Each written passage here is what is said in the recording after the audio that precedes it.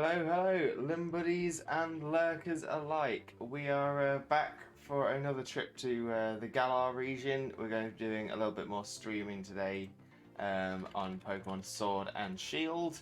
Hope you're all doing really, really well.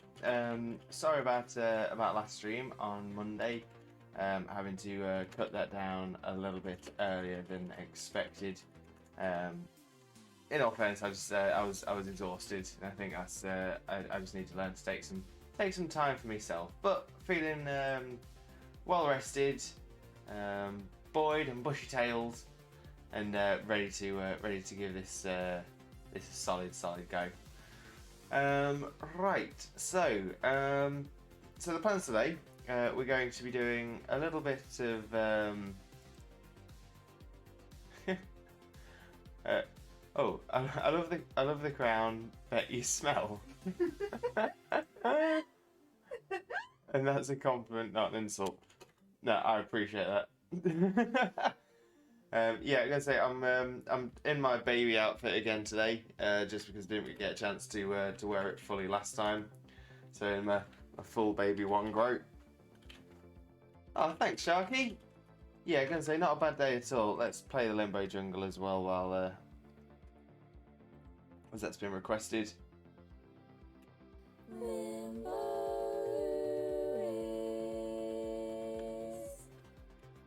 There we go. That's the Limbo jingle. Yeah, so I got the baby grow on today. It was set up for the last stream, but as I had to end the last stream short, I thought it'd be nice to actually have it for a full stream today as well. So yeah, so this was our follower goal from the previous for hitting 100 followers. Let me just reactivate the follower goal here as well. And then let's just move this out of the way.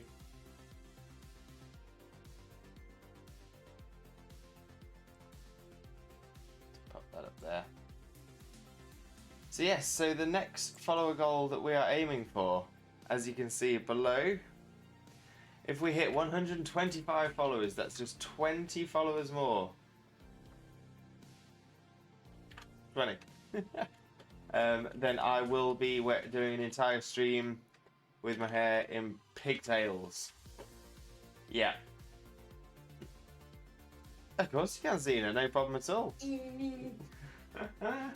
And so I thought I was just gonna get away with just some nice simple pigtails, but it sounds like I'm gonna have braided ones now. Amazing. So yeah, so 20 more followers, and that's what we will do. So yeah, so on the game side of things, the plans for today, we're going to be doing a little bit more on the restricted battles, which we started in the short episode on Monday. We're going to do some daily tasks as well. So some of the things that I think are really important to do each day, because they refresh each day as well. And if there's anyone in chat that has any suggestions of other things that I might have missed, pop it in the chat and let me know. Sharky, thank you very much. Yeah, I was going to say, my beard, I grew it all myself. Really proud of it. It does need a bit of a trim, to be fair. It's got that lovely bit of bounce to it, which I normally quite like the length of. But yeah, it's getting a little bit on the untidy side. So that'll be on the list of things to do. But yeah, so yeah, today we're going to do some daily tasks, restricted battles, and then we're going to do some viewer battles towards the end of the stream. So first things first, let's get us jumped on to the game screen. There we go. Pull me up, and we should be okay with that. I'm going to say if we have any issues with the layout, I'm still tweaking it, trying to make it look right. Speaking of, let's just move you onto the edge. Much better, much better. So yeah, so let's have a look at daily tasks then. So there's a few things that you can do every single day. A few things refresh.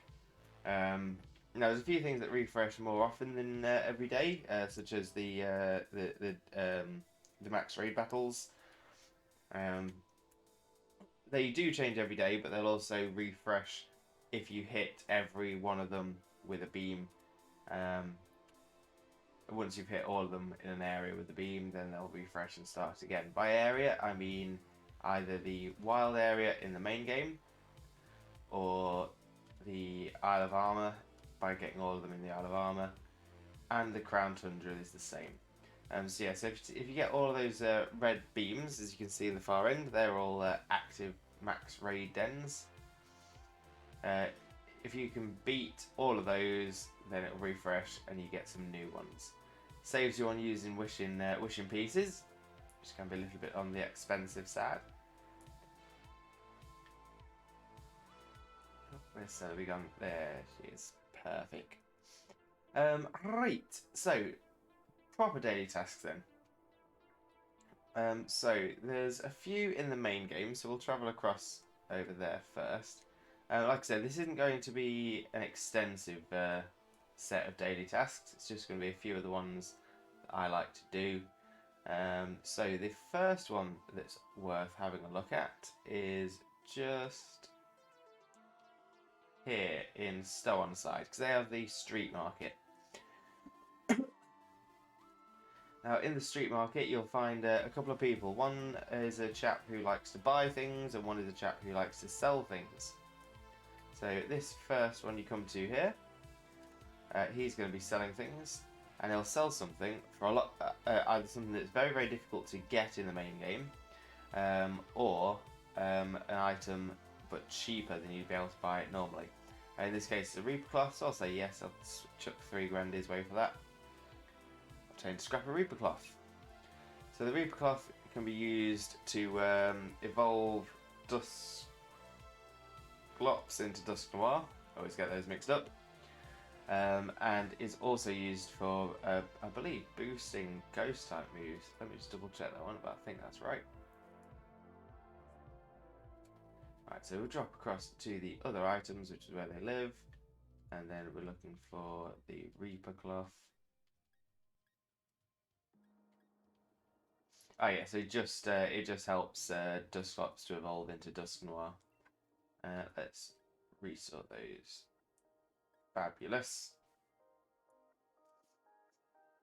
And he also tells us what his next bargain is. So if we come tomorrow, we'll get a focus band. Focus band works a bit like a focus sash, except it can save you from being knocked out at any point, as opposed to only when you're at full HP. But it only has a chance of working. So that's the trade-off. Guaranteed with full health, or potential surviving with any health. And let's see what this guy has. So this guy generally tends to buy things from you, but for an inflated price. See, buying a comic shard for 30,000. I have one with me, so I shall sell it and claim that 30k. So, just by coming here, I've just made a 27,000 profit and come out of it 1 comic shard down, but 1 Reaper cloth up. Not too shabby. Yeah. Right. So that's that one. So that's, I think, the only one I normally tend to make sure I always get done in the main game. So now let's have a look at the Isle of Armor. Now the Isle of Armor has a couple of interesting ones.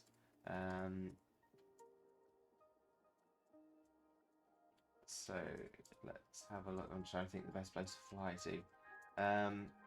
Generally, these ones are more for picking up items from the flashing, so the gold sparkles that you see on the ground.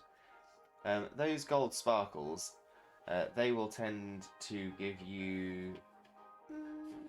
They'll tend to give you essentially a random item, but depending on where you go, it sort of depends on the item that you get. So let's fly over to this one. I'm going to point out a place to you that is ideal, especially if you're trying to get Pokemon battle ready, or if you have shiny Pokemon or legends that you won't be able to catch again. At least this way you can make them usable.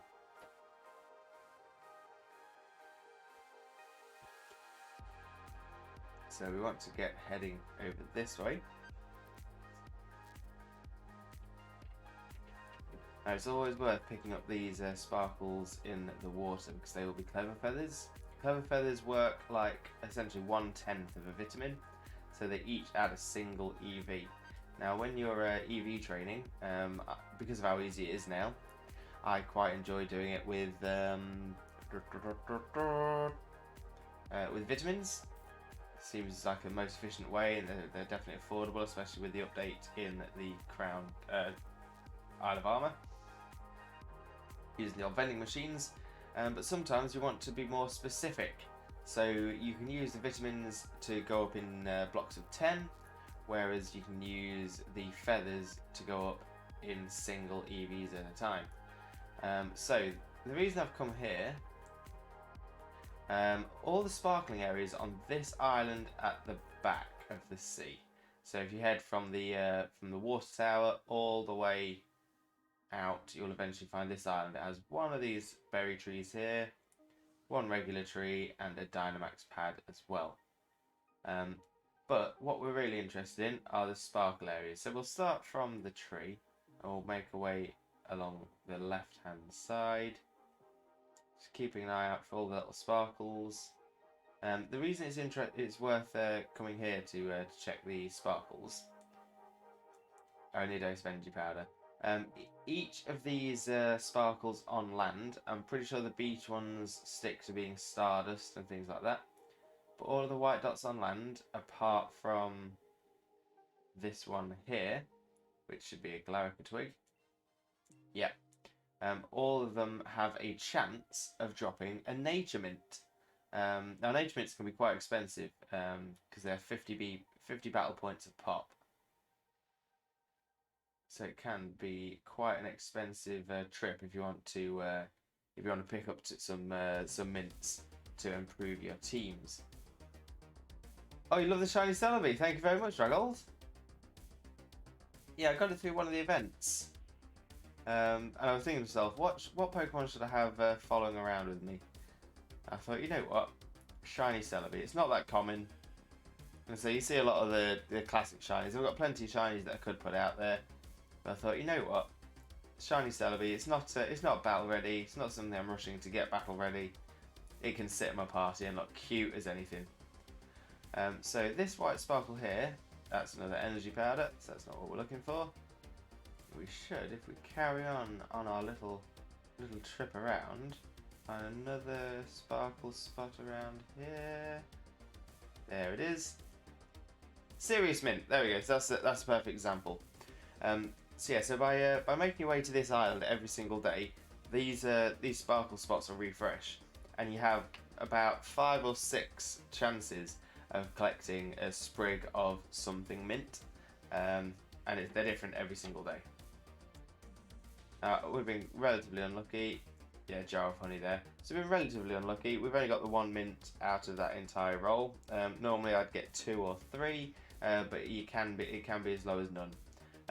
But it's always worth popping here, just to fill out your bag with some of the mints, so you don't have to buy so many later on. So let's sort them by tape this time. By type this time.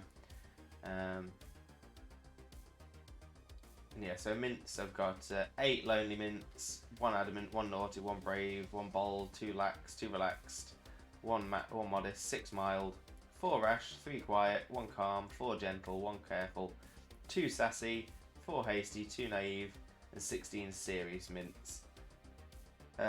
Serious mints are the only ones that are really unnecessary. It just gives you a neutral nature instead of one of the ones that will boost one stat and reduce another. But yeah, so essentially all of these ones here I've just collected by popping into this island here and picking up some of the mints that are available. So yeah, really good tip popping onto this island for that. And the other one that's probably worth having a look at, for not quite as much of a good reason as mints, but still pretty good. Oh, got caught by a Sharpedo. Typical. Could have seen that coming from a mile off. There's Shiny Celebi showcasing them skills. But yeah, let's switch it out into Inteleon.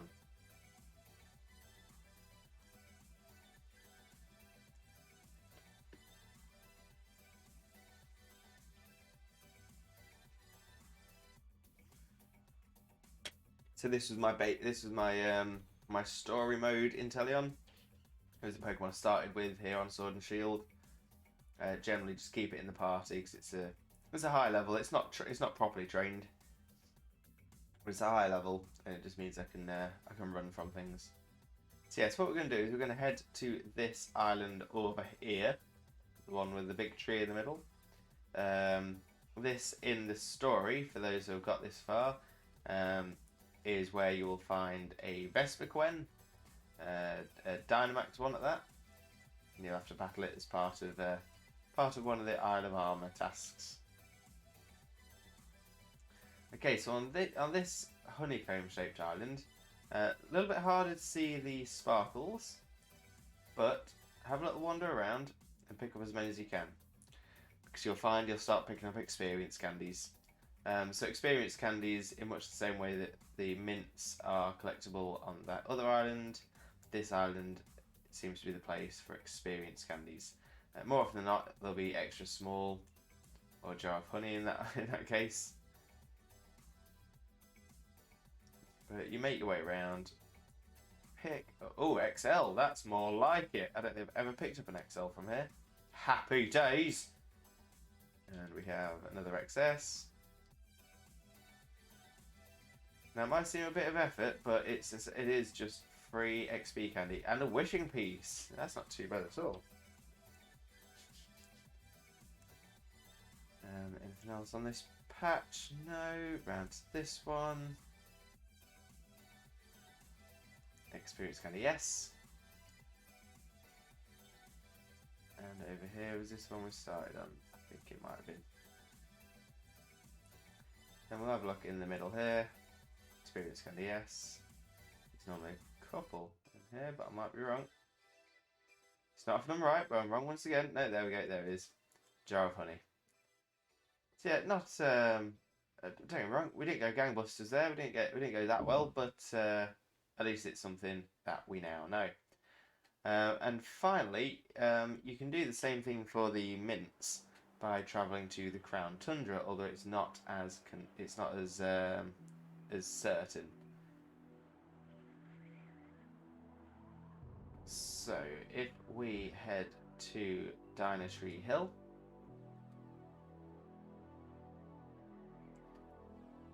then on occasion around this area here, you can find mints, and you can also find some of the rarer berries. Red apricorn. Again, not a bad place to pick up your apricorns. And we have white apricorn, black apricorn. We have another black apricorn, white apricorn. Okay, so this seems to be mostly apricorns around here. I know you can get mints in this area of the Crown Tundra. It might be not on the island itself. Yeah, I think this is mostly for apricorns, but it's still a great place to pick up some apricorns if you're trying to stress out some of those special balls by going to the Isle of Armor. In fact, we might have a little look at that now as well, because we're going to have to go there for our restricted battles anyway. So let's fly. Ooh.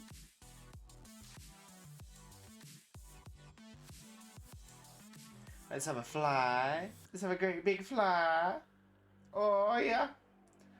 We're going to fly to. Oh, get it. Drop it. There we go. Fields of Honor. Fantastic. So we'll make our way inside.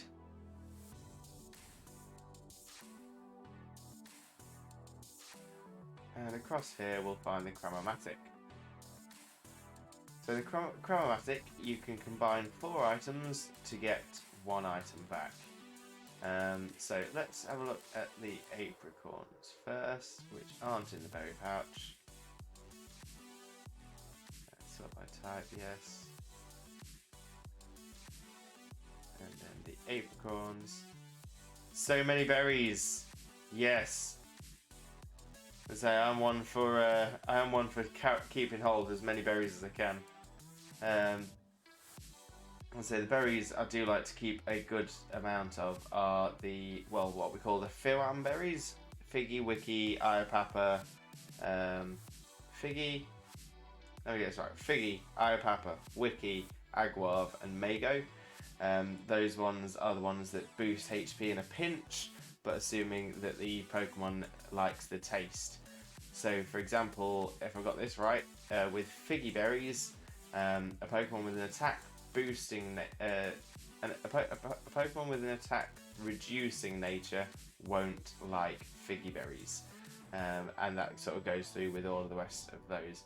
But we also have Kelpsy, Quallot, Hondew, Greppa, Tomato. 1, 2, 3, 4, 5. And Pomeg, Kelpsy, Quallot, Hondew, Greppa, Tomato. I always try my best to keep a massive amount of those in the bag as well, because when I do EV training, I often make mistakes. Those 6 berries there, Pomeg, Kelpsy, Quallot, Hondew, Greppa, Tomato, those 6 berries there, they can be used to reduce the EVs that your Pokemon has been trained with. So if you do make a mistake, say you put too many EVs on something, or something's picked up EVs from somewhere you didn't want it to, feed it one of those berries, and it'll reduce that EV stat by 10, which you can then fix however you like. The added benefit to this is it also makes Pokemon more friendly. Easiest way in the game to add friendliness to a Pokemon. So if you're, for example, breeding a Riolu to get yourself a Lucario, chucking, before they've even learnt any EVs, chuck, say, 15, 16 of these berries down its neck, and you'll find it'll evolve at the very next level. Doesn't take much at all. So yeah, so we're looking for apricorns.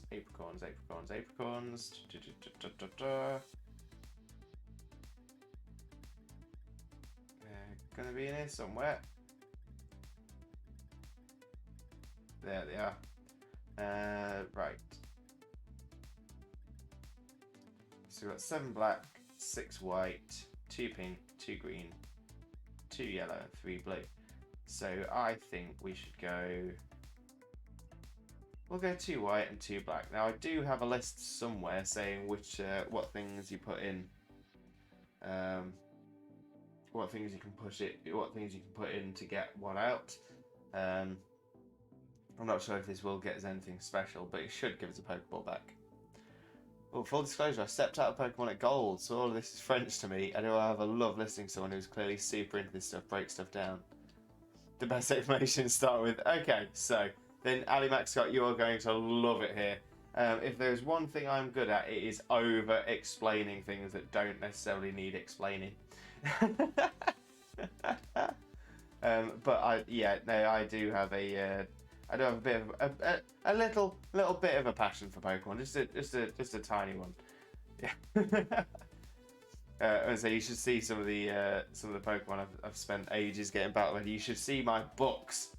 I've got 1, 2, 3, 4 books, totally filled, handwritten, with Theoremons, so Pokemon that I've tried, I've sort of theoretically gone through their movesets and stuff, trying to see what's right before I brought it on, essentially before I came onto the game, bred them up and trained them. I've got another book that I'm halfway through, which has a list of all the Pokemon I've got, what items will work best with them. Honestly, there's going too deep, and then there's Lewis. That's what happens. I don't go, I'm wearing this, so I feel like I could be going swimming. Okay, so we'll pop those all into the Chronomatic, let it do its job. And we have got a Premier Ball. So there we go, two black apricorns and 2 white apricorns, and we got a Premier Ball, a ball that you can only get by buying 10 Pokeballs, or Great Balls, or Ultra Balls, or whatever, at a time in a Pokemart, or by trading Dynite or in for them. So yeah, nice little ball there. Whoop whoop, no problem, Primo. Enjoy your lurk. Go have some food. Oh, the more people talk about food, the more I fancy some food, and I do like to eat. Oh, look at all them Pokemon bouncing all over the screen. I keep thinking to myself, I need to actually get Pokken Tournament properly, because I do think it's the kind of game I would enjoy. Just out of interest, if anyone's in Primo, I'm just sort of making the assumption that you've got the game. I think you might have mentioned whether you did or not in the last stream, or in Xena's stream. But yeah, do you have Pokken Tournament? Is there a story mode to it, or is it purely arcade and online? In the meantime, I'm going to put another set of items in the Chromatic. Now this is my favourite set of things to put in. Hopefully I can remember it. So if you get 2 big nuggets and 2 comet shards, he says with confidence, he's going to double check. You got Let's Go Pikachu, only Pokemon game you've got. Oh, no problem. Yeah, I'm sure you said that in the stream yesterday that you didn't have Pokken Tournament, but I thought I'd ask either way. Yeah, I actually really enjoyed Let's Go Pikachu and Eevee. It has a really, really, really low shiny rate as well, or really high shiny rate depending on how you're looking at it. So it makes it really easy to collect shinies and that from Gen 1. I thought it was so beautifully done in the chibi style. Pokemon Snap on the N64. I love Pokemon Snap. I laid way too many hours into that. More hours than I care to admit. Alright, let me just get my Google Drive document up.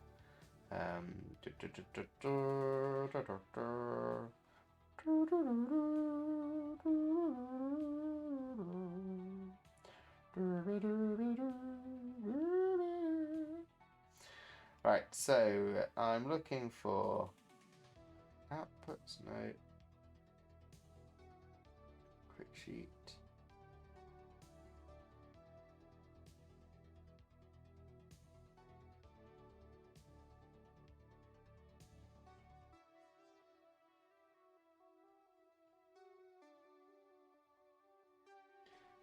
No, checklist specials.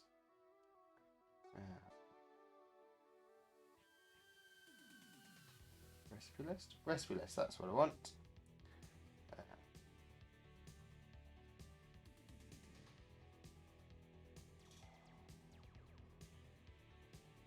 Let's see, for bottle cap, big nuggets and comet shards. Yeah, so I was right.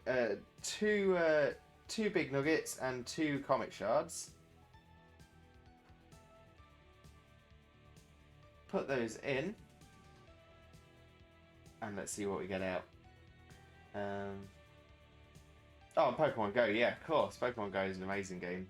Not touched it as much as I'd have liked. I think lockdown sort of slowed me down a little bit.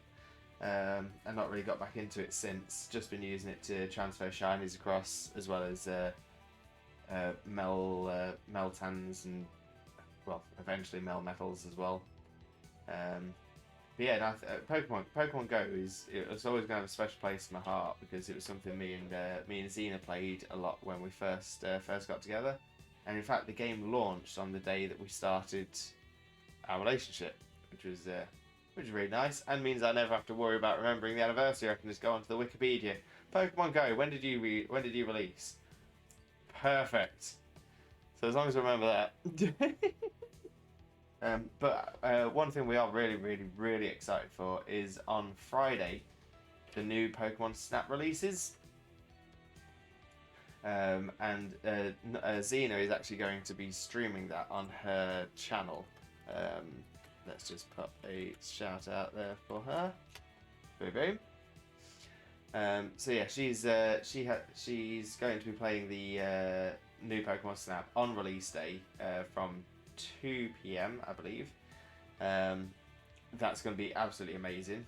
She's going to be doing a casual playthrough, and I'm just going to be there, sort of helping her out, looking around, pointing things out as I see them. And then on Sunday, I'm going to be starting my streams of the new Pokemon Snap as well. And I'm going to be doing a 100% completionist run. So first time ever playing new Pokemon Snap, obviously, because it's only just come out. I'm only going to touch it to try and 100% it. It will be quite an intense set of streams, but it's going to be super fun. I can't wait.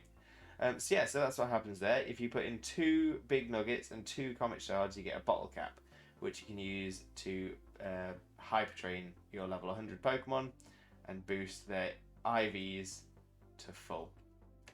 Woo! Yes.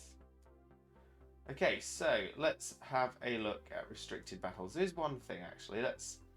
What we can do, especially whilst it's still relatively quiet. What we can do is have a look at what teams we're going to use for restricted battles. So let's go on to battle teams. So that's our current team, and that's for the 5 battles. But let's set up another team as well.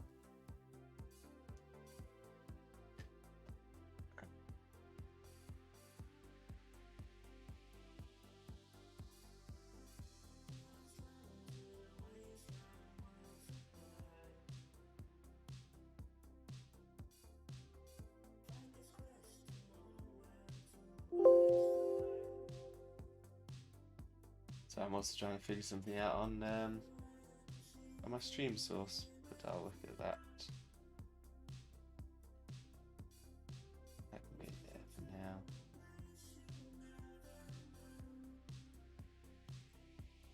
I seem to be missing something.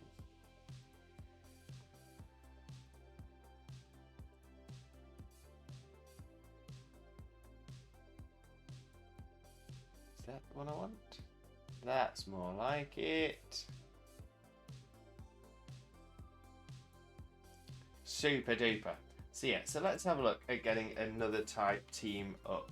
If anyone has any preference to a team type, let me know. Otherwise, what I think I'll do is I might just do a random number generator. Yeah, I've already got my my little book out as well. Standard. Okay, and I'm looking for.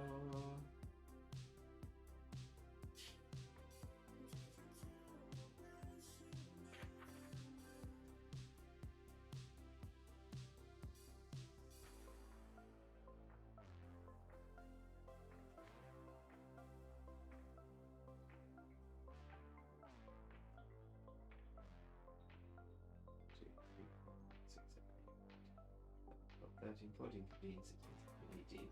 So yeah, some number generator of 1 to 18, that's no problem as well.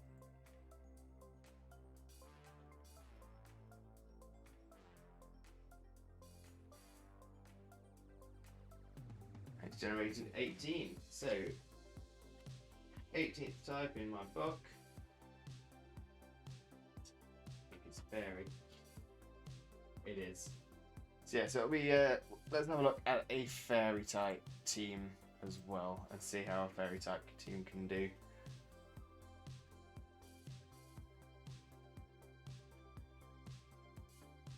Okay, so anything that has fairy as a type. So we've got a load of Ninetales, which I would really prefer to be an ice team. We've got Ribombee and Primarina.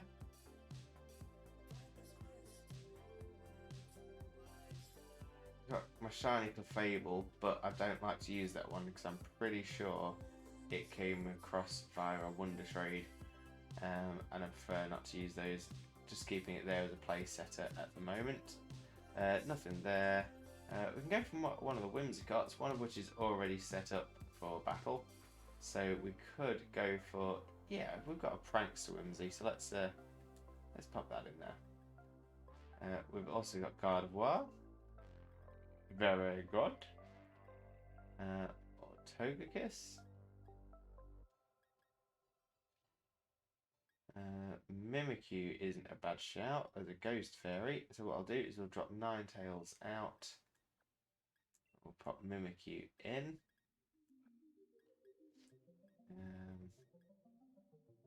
Klefki is another Prankster with Spikes, Toxic, and Thunder Wave.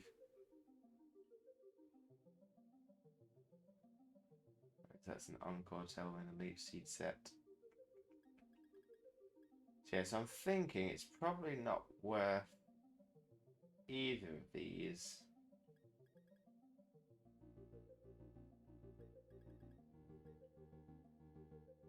I'm thinking more Klefki than Whimsy. So we'll pop Klefki in for the time being.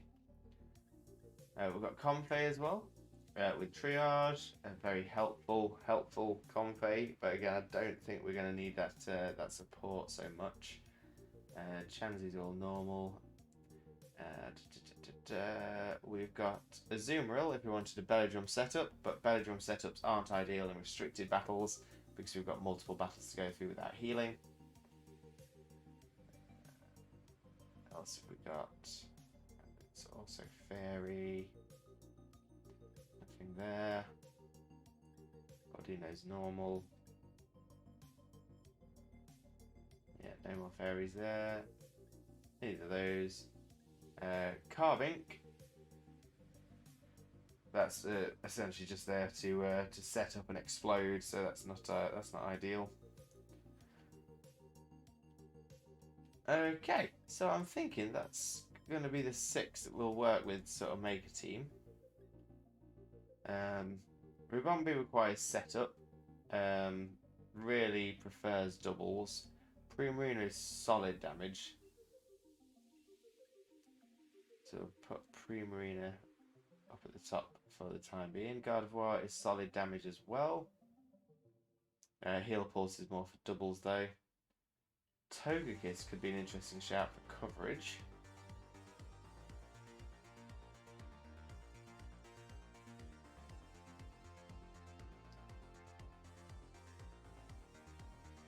And then we do have Mimikyu with Life Orb.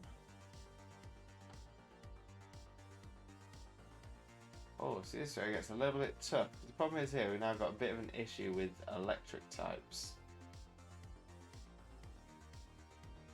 So what do we do?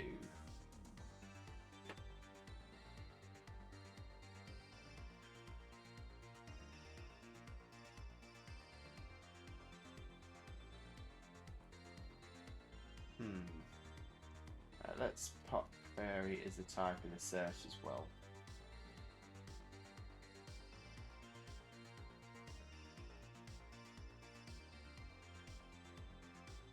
Just in case we missed something. I don't think we did.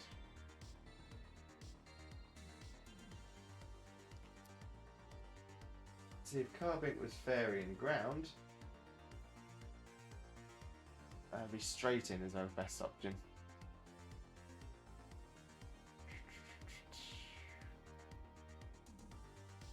Oh, of course, we've got the Grimmsnarls as well. Again, they're not giving us that much different choice. And we've got all the legendary ones.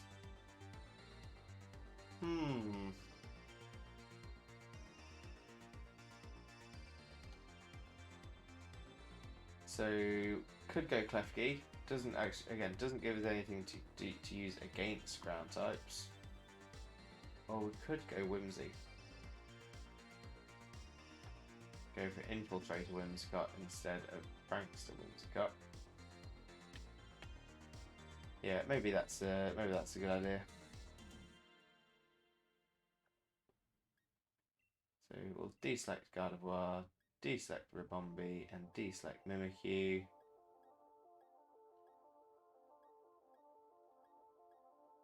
They're not looking too bad. So, for our fairy Pokemon, these are the items I'm going to be putting on So Primarina ideally wants choice specs. So let's... There we go, back onto this bit. And let's have a little look, shall we? Let's have a little look. We want to go to Primarina. Perfect. Check the old item. And we're going for... sort by name. Choice specs. Which is already being held by something else. Where are these choice specs?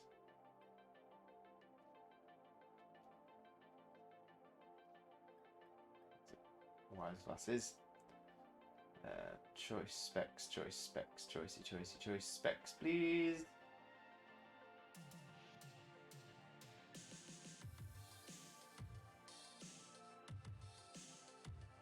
There they are. So let's move those onto Primarina. Fabulous. Then we've also got Torgekiss.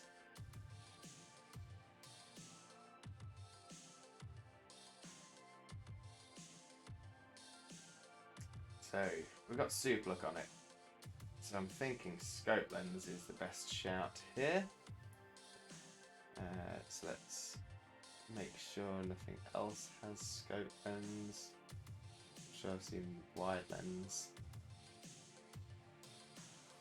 That's the Wide Lens.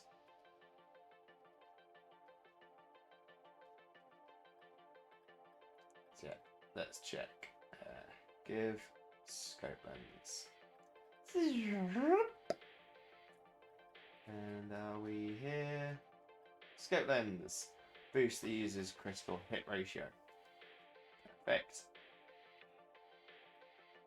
And then last but not least, Whimsicott. And we're going for this one here. So this Whimsy, Hurricane Whimsy. Sharp Beak is what we're going for on this one, because normally it would have choice specs, but choice specs are already in use. So we will check our item. We're going to give it a Sharp Beak just to boost the power Hurricane, which may get some good use. Hurricane can be used to take out other grass types, which to be fair, Primarina and Togekiss aren't going to struggle with too much. It also takes out flying types, fighting types, which again isn't too much of an issue for the whole team. Okay, so yeah, it's actually not doing too bad coverage wise. Rock types we can get rid of, ground types we can get rid of, fighting types, psychic types we can. Yeah, you know, that's actually not looking too bad at all. I think we will start. Yeah, I think we'll always lead with Prima, and we can switch into one of these two if needs must. So yeah, let's go and see how we do on the old fairy restricted sparring.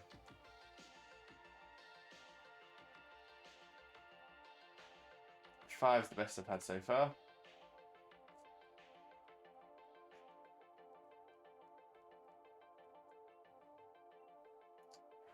So when I first touched restrictive sparring, all I did was enough to get the crown from it, which is beating 5 in a row of every different type.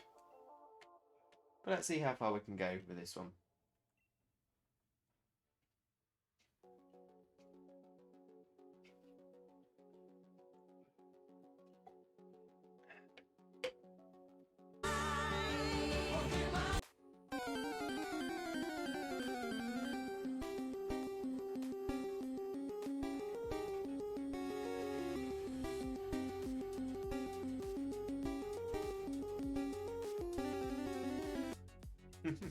Love the classic trainer battle music. It is the one. Okay, so we're starting out with Primarina the Tree Master. That's right. Primarina has quite a lot of Battle Tree wins under its belt. Really, really like Primarina. Don't get me wrong, it's not my favourite Pokemon of all time, but it's definitely up there. And we're up against a Scolipede, which I believe is bug poison. So we've got nothing super effective.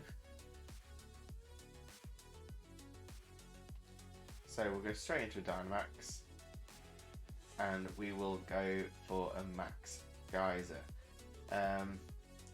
Max Geyser is going to get the rain up.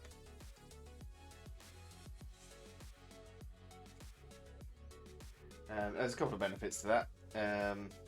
Any and all water type moves get boosted, so Primarina will enjoy that. But it also, in rain, Hurricane has 100% accuracy, so there's actually really good synergy between Primarina and Whimsicott here. Oh, Scolipede's got nothing, so just going for a Baton Pass. I wonder if that's a speed boost, Scully. Speed boost being the ability, of course. Tentacruel, water poison. Alright, so this isn't going to do too much damage. No, it didn't. It's okay. Whilst Dynamaxed, the choice item doesn't take effect. So I can switch moves as long as I'm Dynamaxed. But once I come out of Dynamax, I'll have to stick with just a single move. But yeah, that can be a really good way of getting the choice specs benefit and be able to change moves in between using Dynamax. However, you don't get the boost during Dynamax. That will come back when Primarina returns to normal size. Okay, so that wasn't very effective. We actually don't have much very effective at all, as you can see below. Max Phantasm is going to be our only neutral hit. And Max Phantasm also lowers the target's physical defense stat, which isn't too important for us. Tentacle goes for a Swords Dance.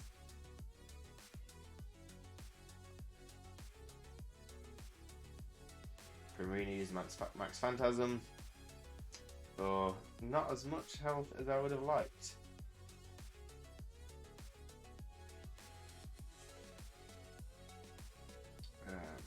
Right.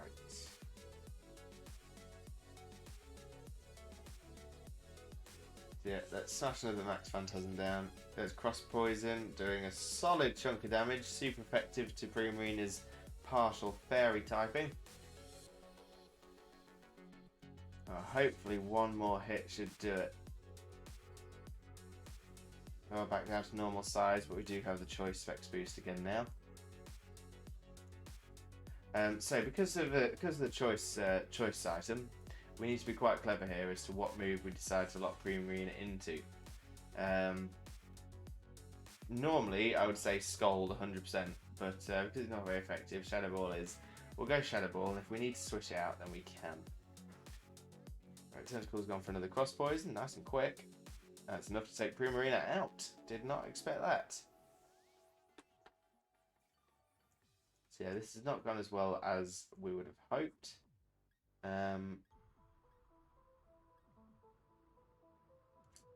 Okay. Let's, in this case, go for Togekiss. Togekiss the true victor. We'll go for Air Slash, which is Stab. High crit ratio. We've got boosted crits by Super Luck and Scope Lens as well. Critical hit, Tentacle down. So yeah, we should see Togekiss getting mostly critical hits.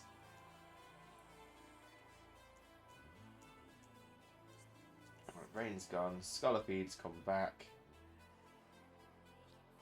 Air Slash is super effective, as is Flamethrower, but we'll stick with Air Slash because it's got the stab. Scolipede used Baton Pass, of course it did, because that's all it seems to do at the minute.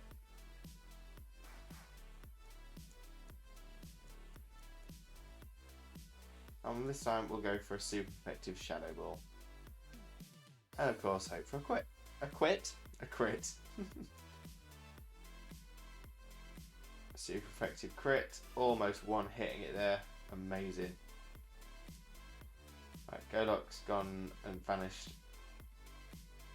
So we're in a situation here. Do we take this as an opportunity to switch? Everything's going to take similar sort of damage, so we'll hang around. And this time we'll go for, well, we'll just go for another Shadow Ball.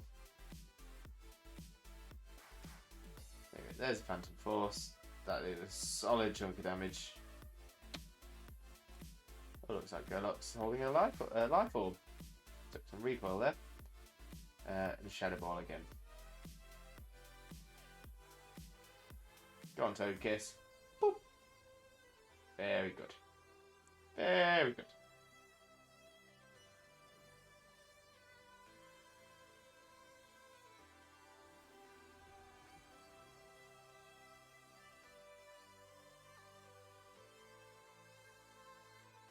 And back to Air Slash again.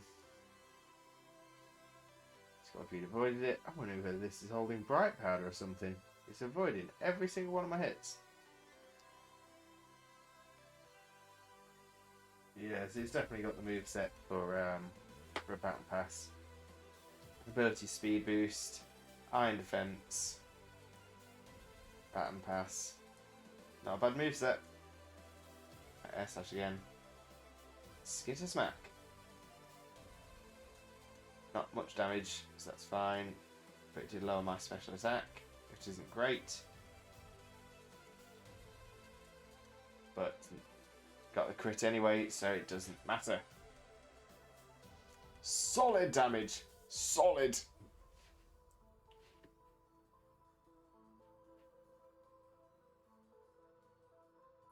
The skill is impressive. Why, thank you very much.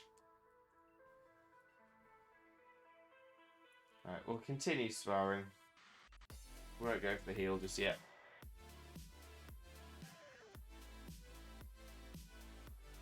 Okay, so starting with Stoutland.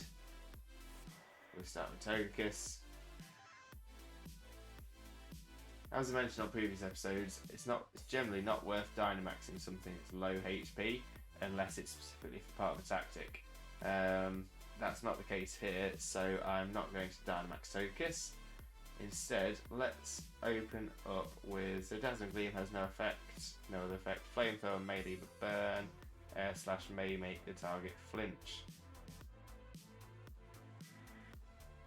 So I'm actually thinking Flamethrower might be the sensible option here. Now Air Slash is lower power than Dazzling Gleam and Flamethrower. Shadow Ball has no effects. That's been discounted.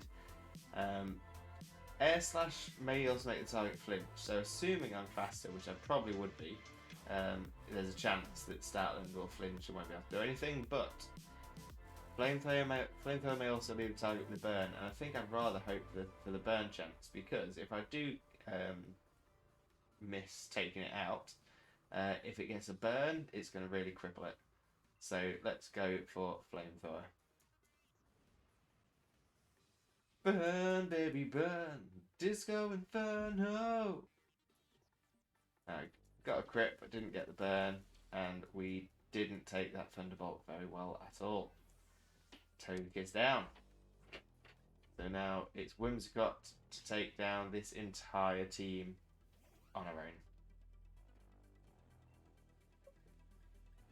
Let's have a look. So might as well go for a Dynamax this time then. And everything we've got is effective. So I'm thinking probably an idea to go for the same type attack bonus move.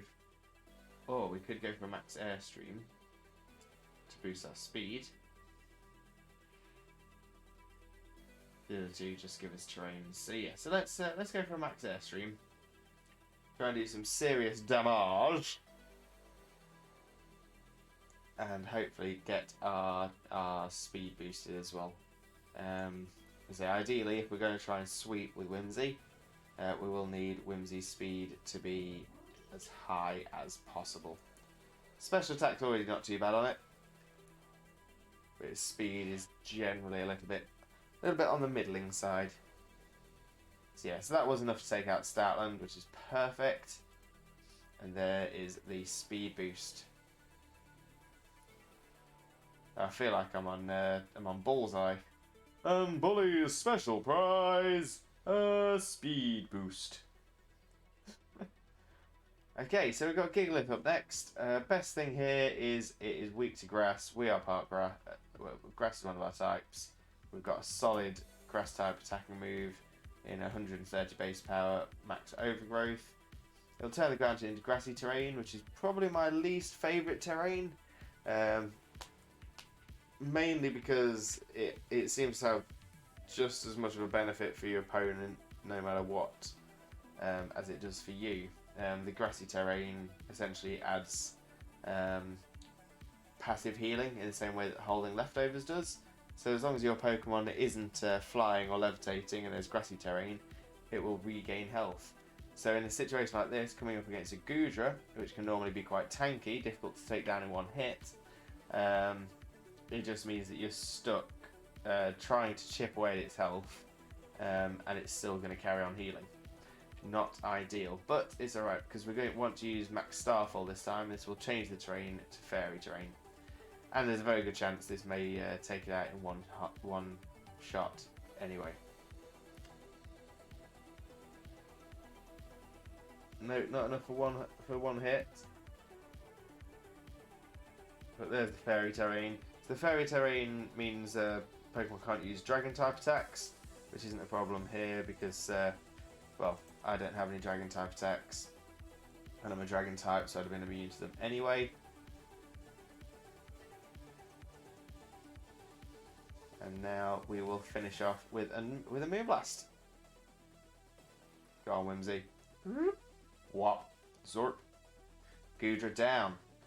Okay, so yes, I think it's probably a good idea to heal in between this battle and the next.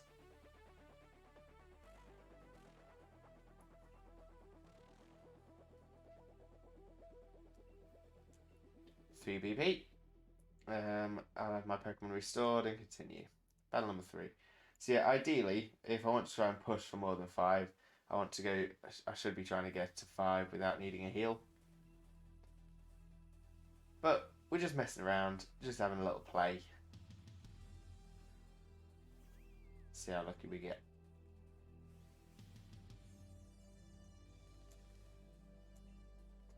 Okay, so Poliwrath this time. I am thinking. See, I could just whack a Moonblast out here. I'm not too worried about what Poliwrath would have. There's a chance it could have something like Poison Jab, physical poison type move. I'm kind of doubting it. It's definitely going to have a water attack and a fighting attack, but neither of which concern me much at all. It's just the remaining moves. But yeah, Choice Specs boosted Stab Moonblast should be enough off Primarina because it's one of the highest base special attack starters there is. Let's go for it. Let's try it. No Dynamax, just your bog standard Moonblast. Totally enough to take out the Poliwrath. Bless you, baby. Thank you. Sorry. It's okay. Not that Xena's sneezing away. Okay, so this is sort of like what I was talking about with being locked into a move.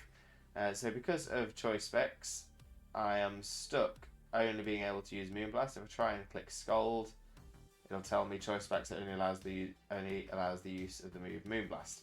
Now Moonblast is neutrally effective to Mashana, but Mashana has massive special defense, and it will be essentially a neutral hit.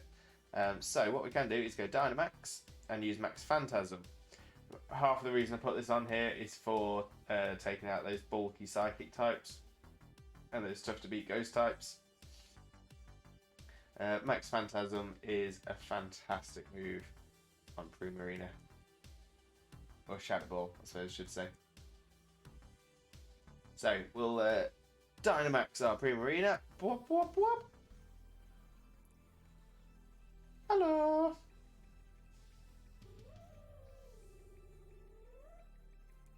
Such a prima donna. And now we've got super effective Max Phantasm to use. So we lose the choice specs boost. But instead we get the Dynamax boost. So that's all good. So yeah, so that the super effective Shadow Ball wasn't enough, so I can imagine the neutral Moonblast wouldn't have been enough either. It would have worked out somewhere similar. So we'll just go for another Max Phantasm. The genre is very bulky,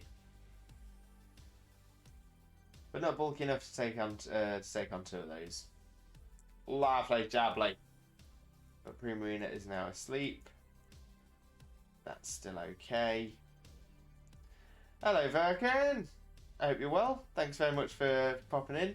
Yeah, just trying to share my experience with the world as best as I can. Right, so Primarina is still asleep. There's no point using Max Phantasm, it's not very effective. We could go for Max Hailstorm.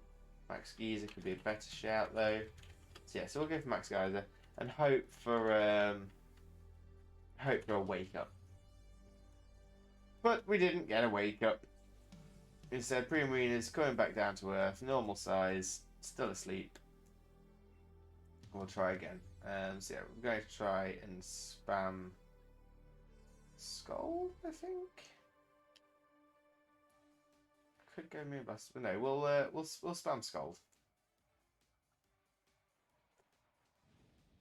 Oh, there's Burning Jealousy, doing absolutely nothing. Diddly Squits, Primarina can hold this. There's Burning Jealousy again, still not doing any damage, that's fine. Woke up, using Scald. So, in case it doesn't take it out, it should still, there's a chance it'll burn it. But no, none of that, none of that. Oh, Viking. Yeah, I'm gonna say we're not too bad. I think Xena's about to reply to you as well in chat. Yeah, I think I'm gonna say I took a couple of days off the whole Twitch and all the social media side of things. Just try and get myself freshened again. I've not been sleeping great with the old neck and shoulder troubles, but it is what it is. I think it's just age. I think that's all it is. Just age catching up to us. Yeah, I hope you're enjoying your week off, mate. I hope you're really enjoying it.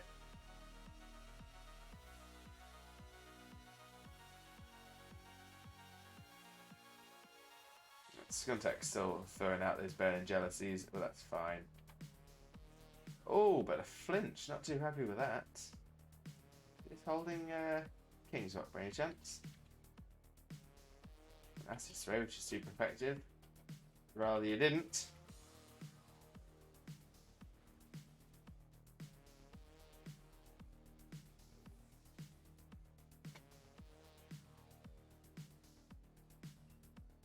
There we go, student down. So, we'll continue sparring, don't need to heal. Battle number 4. Cena's not been sleeping too well either. Oh dear. I genuinely feel like I'm still half asleep.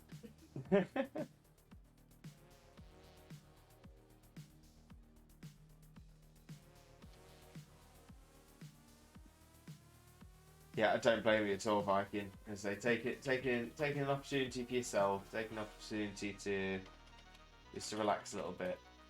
Yeah, it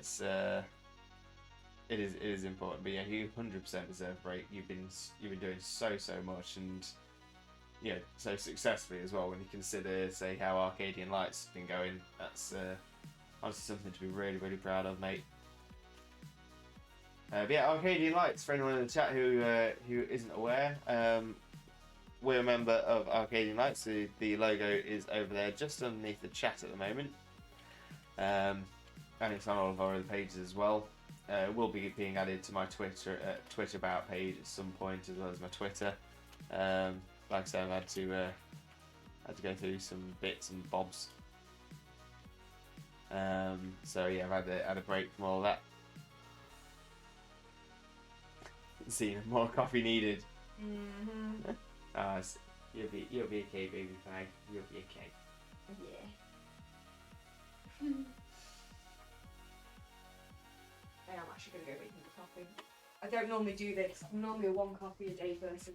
But all the points been reached. Right. So let's see, Malamar. Again, I think we're going to go for make the same risk again. We're going to just go for a plain old Moonblast rather than using the Dynamax. Got some damage. Choice Specs Primarina. Absolutely terrifying. Right, Sharpedo. Well, super effective Moonblast again. Might as well. Sharpedo does outspeed. Dead Skull Coffee. Oh, I've never heard of this Dead Skull Coffee. Bearded Viking, could you tell me and possibly my audience anything about that?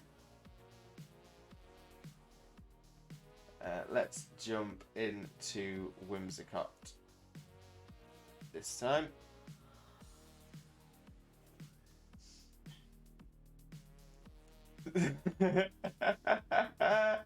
Yeah, to be fair, Viking, you could always feel free to plug away in here.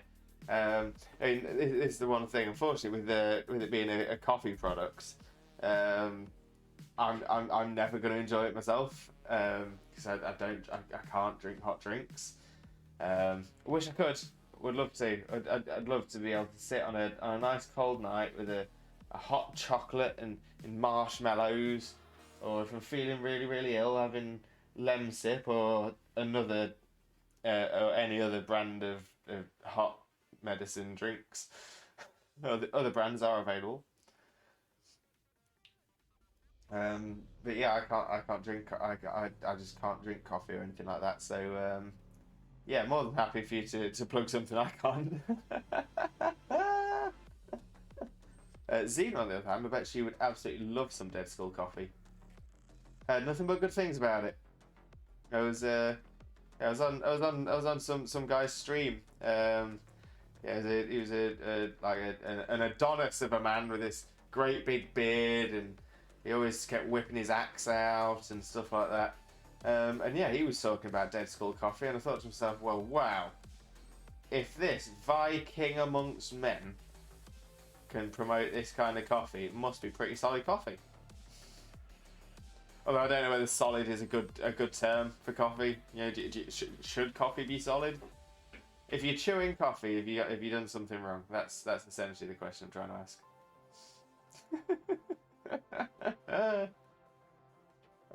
Right. So questions. Let's just risk it for a biscuit. We'll go straight in for a Moonblast. Outspeed it. Perfect. Still going strong. Yeah. I was gonna say I still don't think we're going to be breaking any records with this fairy team at the minute. Viking, that's what I'm here for. If I can get a giggle, then it means I'm doing my job right. Alright, we'll go for a Dynamax this last one so we don't miss with Max Airstream. Love it. Love it. It's our puppet. Oh dear. Yeah, so I might have taken some time for myself to sort of refresh and be less exhausted. Unfortunately, I'm still entirely mad. That is not. That does not seem to be related to my tiredness. Madness is definitely its own thing. I keep staring at my hairy legs. That's how I know that I've still got a little bit of the tides. Yeah. Oh, hello, Duck. Welcome in. Hope you're doing well.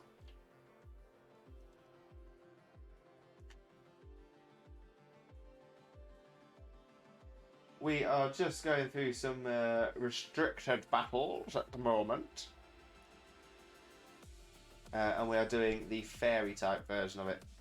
Do I want to continue sparring? Yes. Yes, I'll continue without a heal, please. Beardy V. And Primo is fed and back. Primo, welcome back. I hope you had a great meal. The more we talk about food, the more I really fancy food. I'm also really excited because we made an order last night for essentially we because of the way I eat snacks, it's just not, what's the word, viable to buy our snacks from the supermarket because I absolutely demolish them. I'd be eating this out of house and home. So we use a website where you can get sort of products essentially that supermarkets couldn't sell, getting close to their sell-by date or things like that.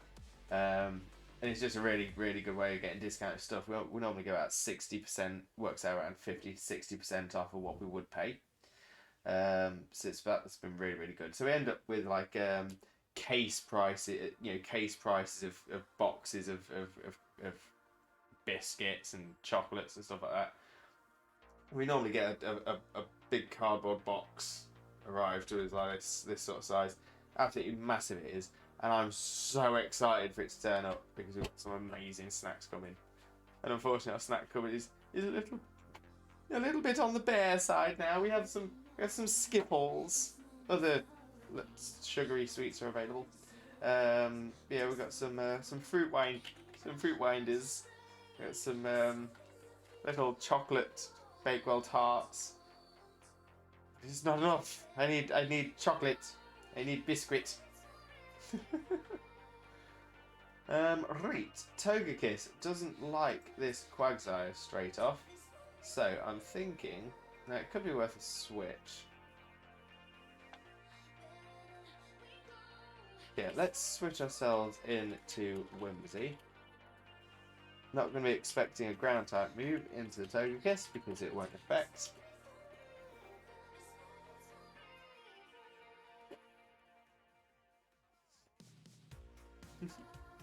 Whimsy's got Grew Drowsy, not ideal. What we'll do is we'll throw out an energy ball and see what's coming next though. So energy ball, grass type move against the water and ground means a 4 times effective move, doubly super effective. I love it. I love it a lot. Alright, Whimsy against Corviknight. Not something we want to see, especially whilst we are asleep. We have nothing effective on it. So we will swap back into a Togekiss. And hope we can survive a spoil. Hopefully we can survive a steel type move.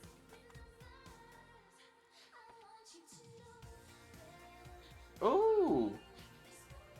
Duck's trying to keep up with Line of Duty.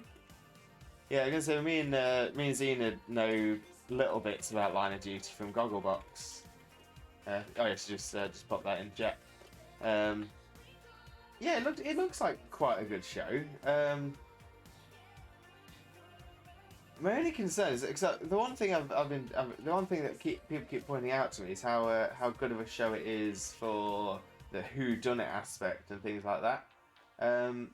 Yeah, keeping up to date with it via Gogglebox. Some of it seems a little on the nose. Like there was this one character that was. I'm not going to spoil anything. I'm not going to name names or do anything or state any major actions.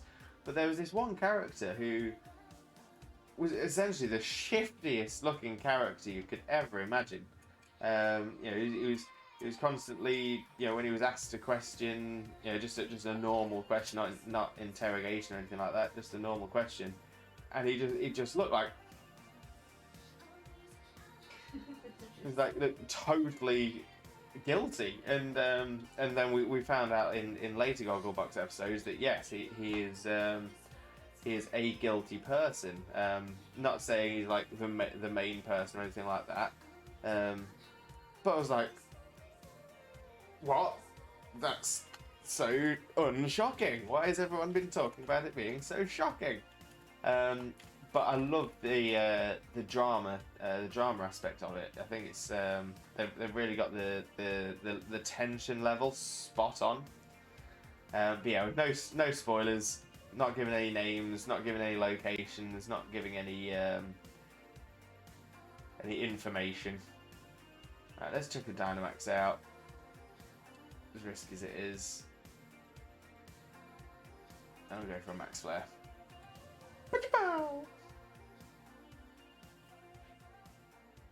And that being said, I'm a baby at the moment, so I think I'm too young to watch Line of Duty. Ah, little baby Jesus. Little baby Twitch Jesus. Oh.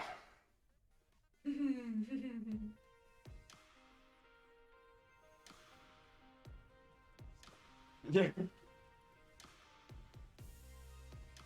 Have I been picked? Have I been picked? Oh, do we get to go on an adventure? I want to go on an adventure. I want to collect badges. And beat up other animals? Oh, Porygon Z. Not something we like to see. Alright, we'll throw out another max flare because it's sun boosted.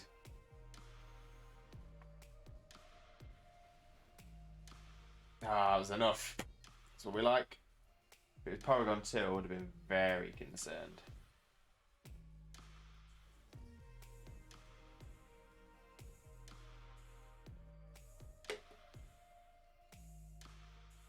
Yes!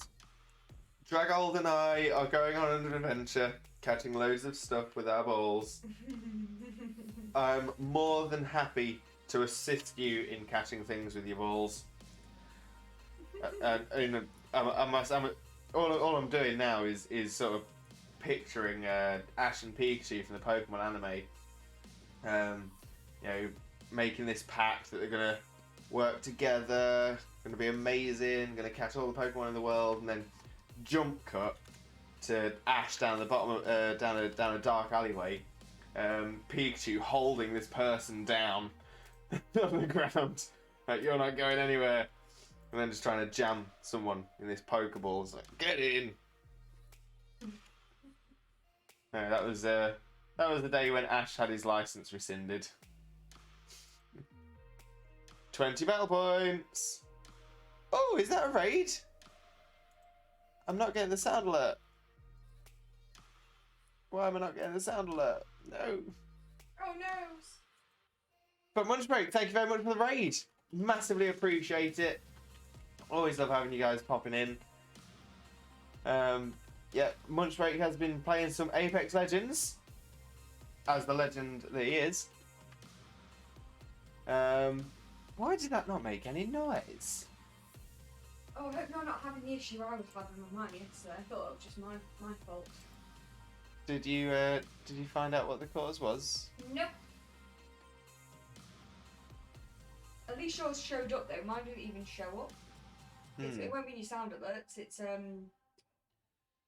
a notification alert, isn't it? It's Yes. like a follow, a sub, a raid, a host. So that. In Streamlabs? Or did you move them over to Stream Elements? Because that's what I did, and now mine don't work either.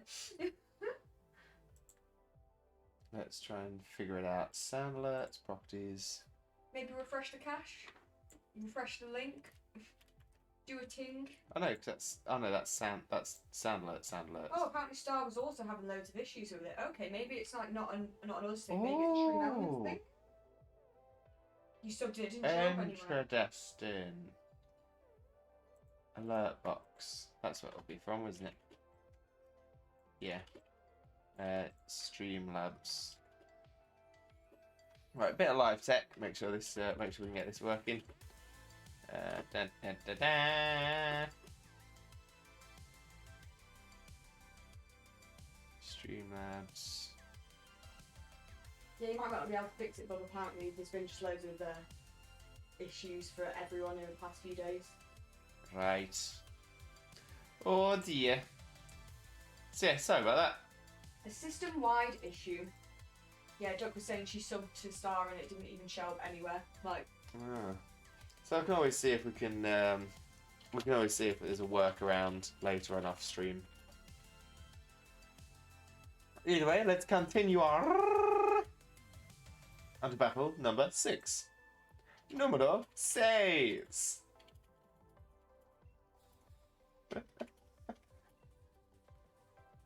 Open them eyes. Good on you. Pink Urchin! Pink Urchin, surprisingly not a water type, it is electric. Sort of referencing the electric shock feel that you get when you step on an urchin, sea urchin. Right, so Togekiss doesn't have anything specifically for Pink Urchin, and isn't going to enjoy being hit by an electric attack. Boot! We've only got 22 HP left on Togekiss, which is not worth Dynamaxing with. So, let's just try and get some serious damage done. We'll go for a Dazzling Gleam, because at least that's the same type of attack bonus. Whoop! Oh, to be fair, with the crit, actually that's not too much. That's not too bad damage. Pink Urchin goes for a Hex. Still enough to take me out. Never mind. Never mind. So we're going to Whimsicott, which is unfortunately still asleep. But hoping it's not got a poison type attack. We'll go straight into a Dynamax. And let's go for... See, as risky as this is, I'm thinking Max Airstream will be the best shout, so as we get speed boost.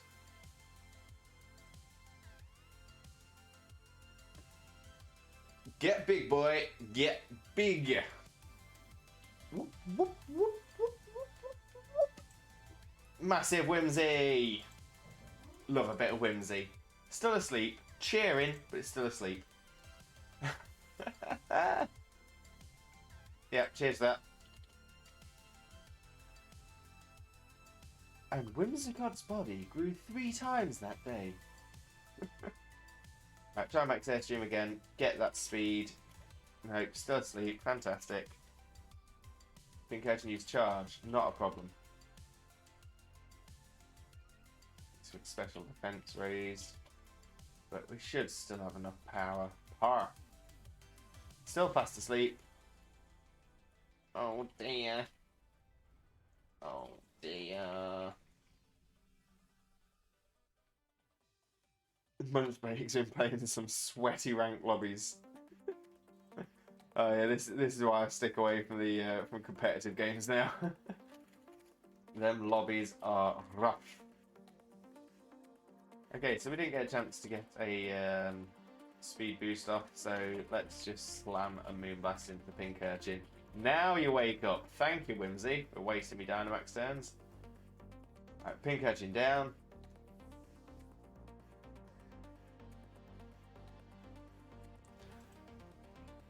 Oh, once I got really confused then, because I read that one comment out of context. The extension, or what you put in yourself. Ew. This one may not be for this stream. Oh, but I think we've just had... I'm not getting my alerts. It's someone who's... Wait, what's A happening? follow? I have no idea. Couldn't even see because it was under all the emotes. Ah.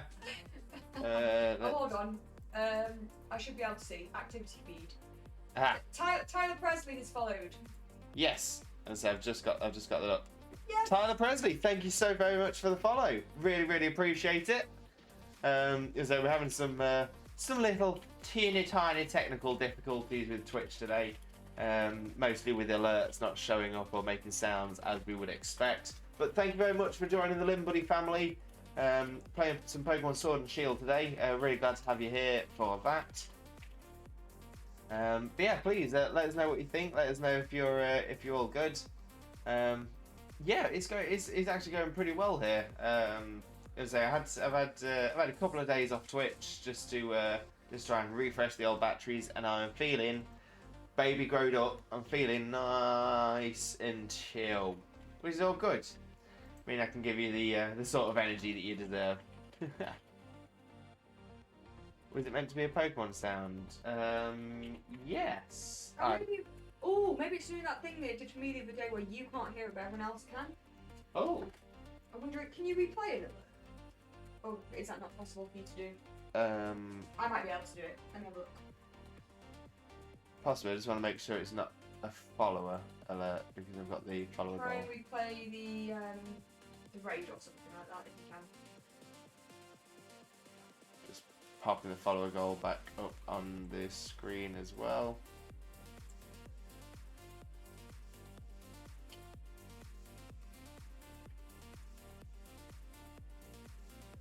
Oh, Viking heard it that time. Ah, perfect.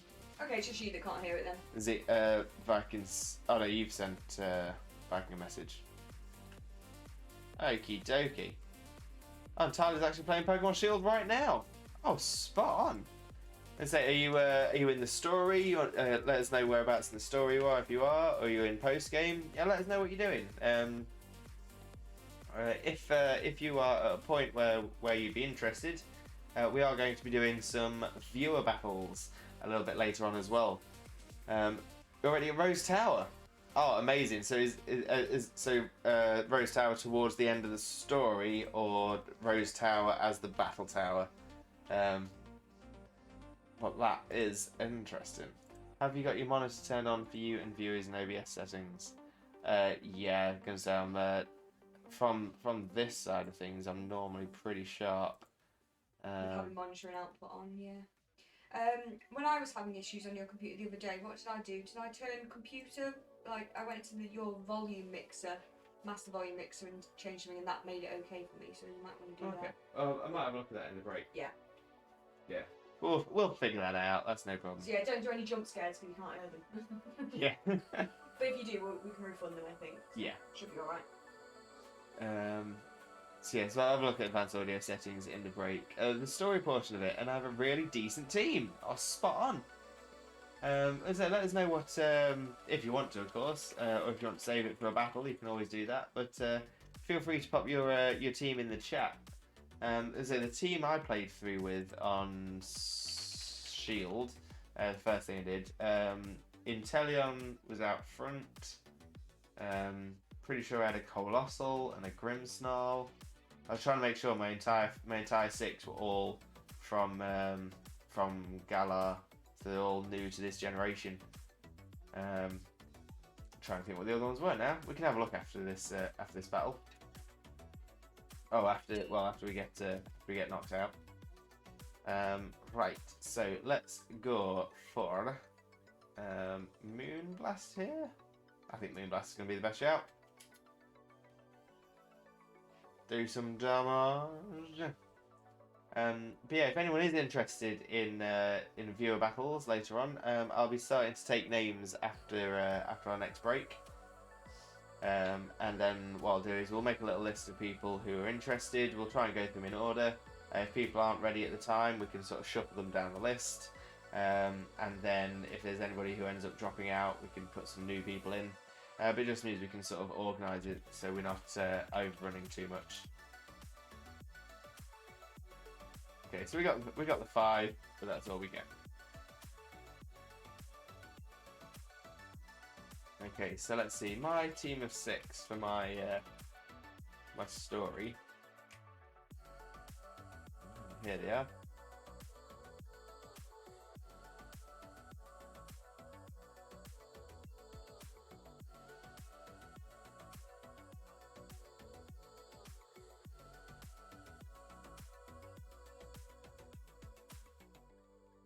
Is that it?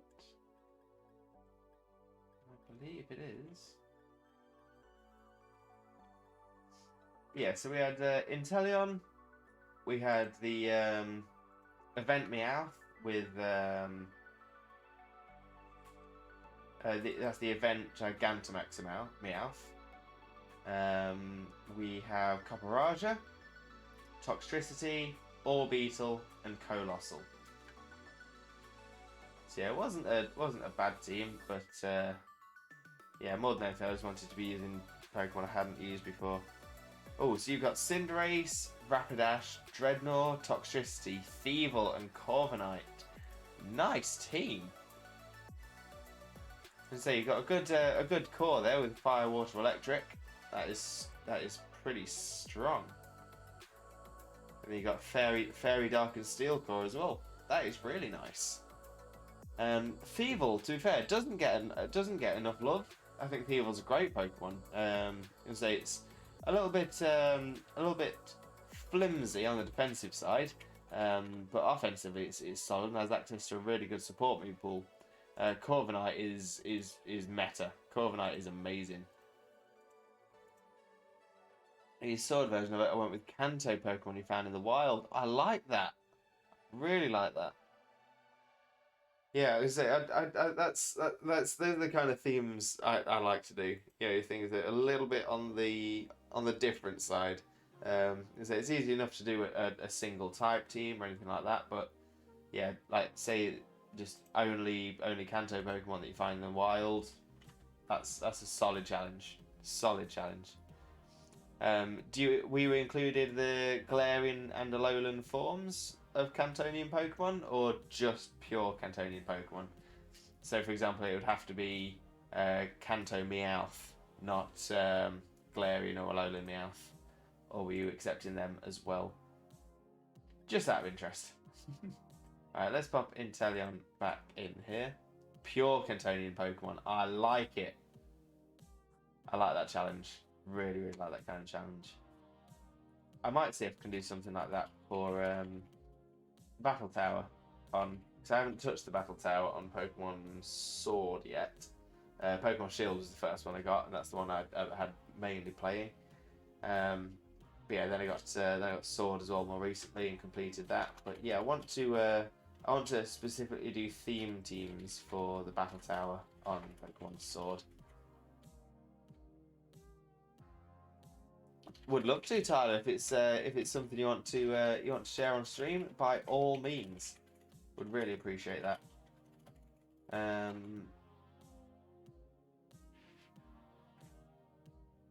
Let's have a think.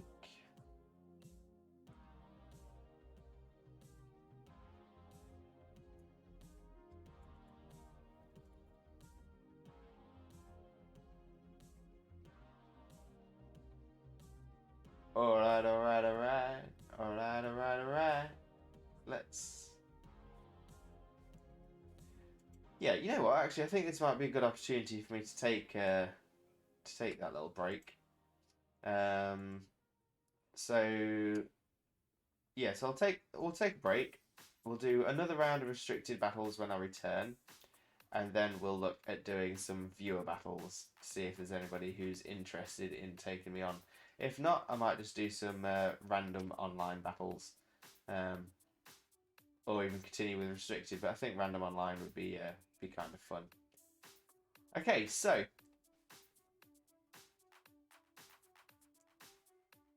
let's have a quick save, because always smart to save.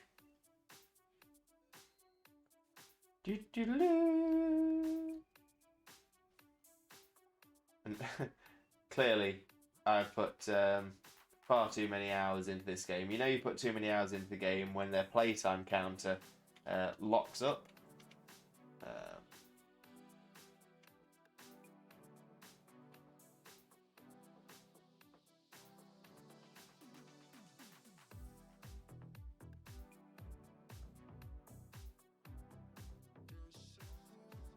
Let's actually get it so you can see it.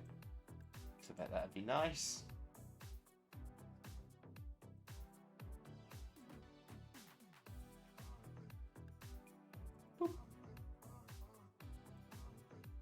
So yeah, current playtime 999 and 59. It caps out at 1,000 hours. It won't count any further than that. And I passed that an unfortunately long time ago.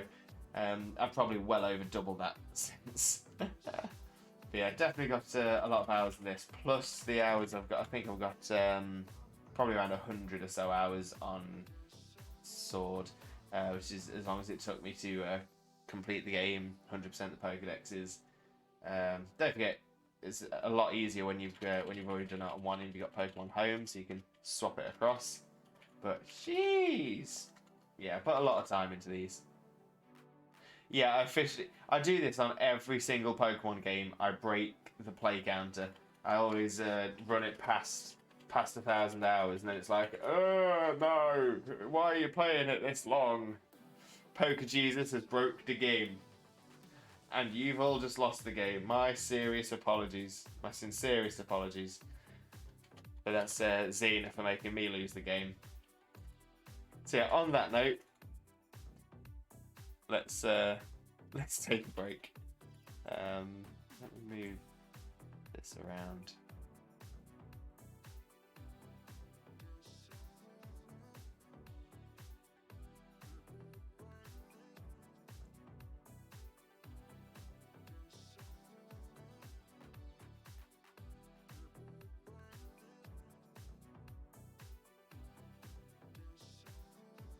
There we go.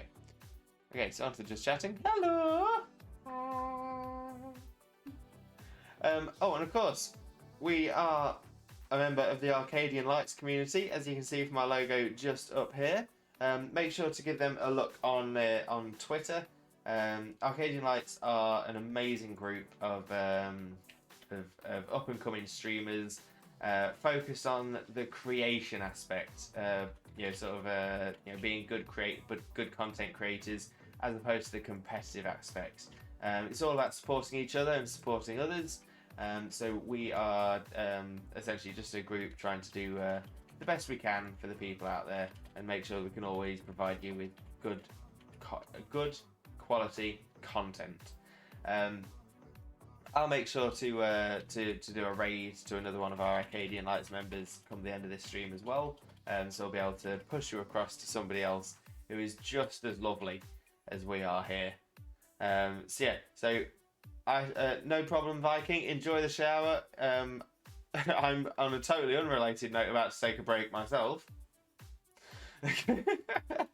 But I should be back in just a few moments. So whilst I'm gone, take a look at Arcadian Lights Twitter. Zine has popped that into the socials. Check out into the chat. Check out our socials as well. And we'll be right back. I'll put some adverts on as well, so we don't have pre-rolls for anybody new coming in. But other than that, I will see you in just a sec.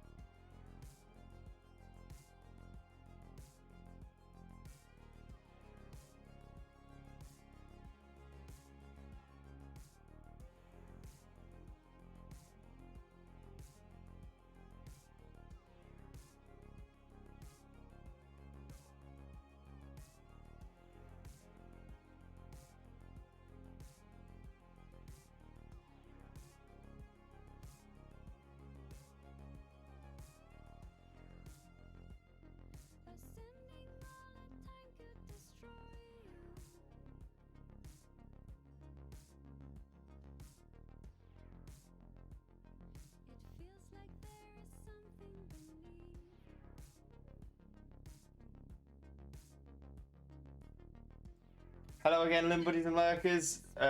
Trying not to be muted this time. I was just saying how my beard's just gone a bit out of shape. Oh yes, I was looking at the. I was trying to have a little look at those before I went on break. Yeah, I'm gonna say it looks like some really good moves.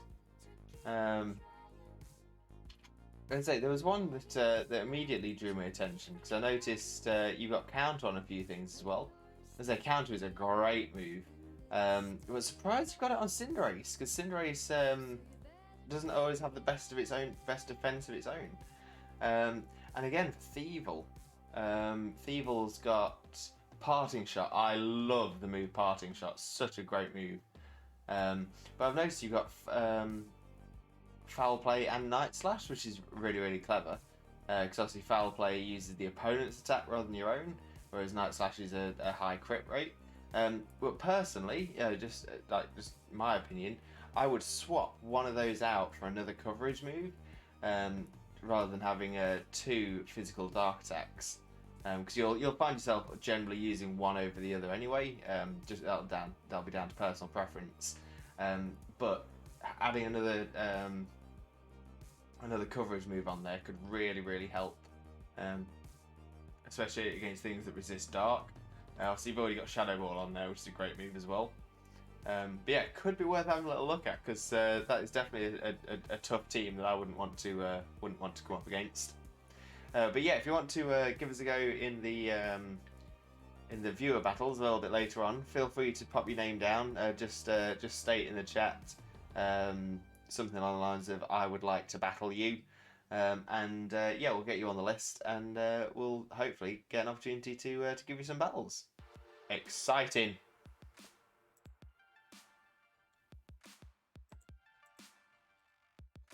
There we go. Okay, so let's have another go at the restricted battle here, and then we'll see how we're doing for viewer battles. So we'll go for the fairy type again and see what we can do. See if we can beat the 5 consecutive wins.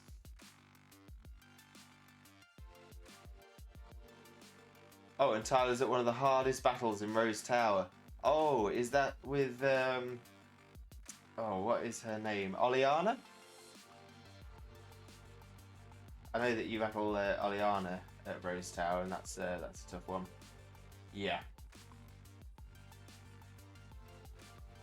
Yeah, I'd say on Xena's channel, she's currently doing her first ever playthrough of Sword and Shield, and I'm really excited to see her go through some of the tough battles as you're going through the game. She's still early on. You've not done the first gym yet, have you? No, I was just saying while you're on break. Yeah, I've not even at the first gym. I've just got off the train and I'm at the wild area. Yeah. I'm about to do that at the start of next stream. So I don't know how close that is to the gym or how much training I'm gonna have to do before the gym. Because I know that in first gen, the first gym is around 10, 15, depending on whether you're doing yellow or blue or red. So I'm wondering whether it's a higher first gym. I don't know, but I'll find out. I don't want any spoilers. No spoilers. If I go in and I'm underprepared, I die, and then I can just. I'm not doing a Nuzlocke, so it's fine. Yeah, Tyler's right. The wild area is stunning. It's one of the things in Sword and Shield they really did well, and they improved it even more with the expansion passes, with things like the Isle of Armor and Crown Tundra, where essentially the whole area is wild area. But yeah, she's going to really enjoy that when she comes to that in her next stream. Right, so we have Vileplume up first. Now, Ice Beam is the obvious move to use. But again, I think we should be able to take it out in one hit. So we'll just go for an Ice Beam without a Dynamax. Also helps prevent any issues with strength sap. That shouldn't be too much of an issue. That should just base it off of our physical attack. Yeah, attack fell. Health recovered. That's fine. So another Ice Beam should take it out. Yeah. So ideally, I didn't want to go into Dynamax and get hail falling, because hail could do us a little bit of unnecessary damage. Okay, so Luxray is up next. Dropping Intimidate, lowered my physical attack again. It doesn't matter on Primarina because she's a special attacker, or he's a special attacker, I should say. And this time, yeah, let's go for the Dynamax, and we'll go for a Max Starfall. Yeah, Max Starfall. Oh my god. Oh, let's zoom onto the game screen. Thank you very much, Tyler.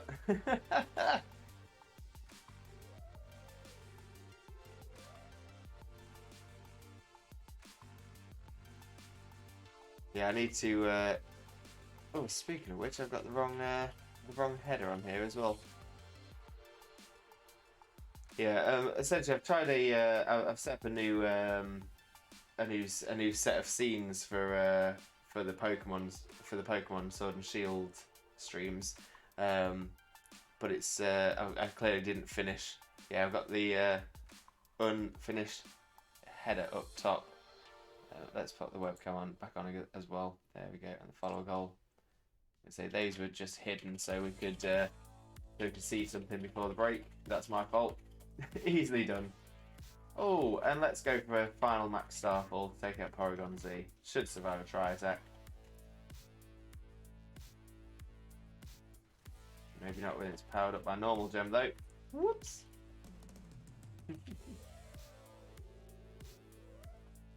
Okay, so that's Prima down. That's not too much of an issue. We'll go into Whimsy.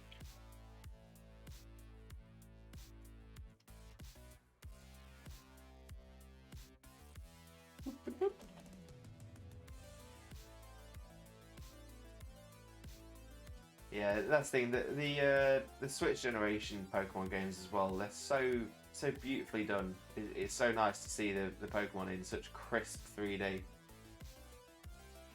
Tyler's favourite Pokemon is Wooloo. Wooloo, Wooloo, Wooloo, Wooloo. Wooloo, wooloo. Yeah, we like Wooloo here as well. I actually really like Dubwool also, but you can't do the Wooloo Wooloo thing with Dubwool. Wooloo's name is just Ace. Right, and let's go for a Moonblast with Whimsy. Powered up by Fairy Terrain as well. Yeah, it should be a solid 2-hit. Take the Tri-Attack. Ooh, just. Follow up with the Moonblast again. And pa-chow! Porygon Z down. Yeah, Shiny Wooloo is very much the black sheep of the family.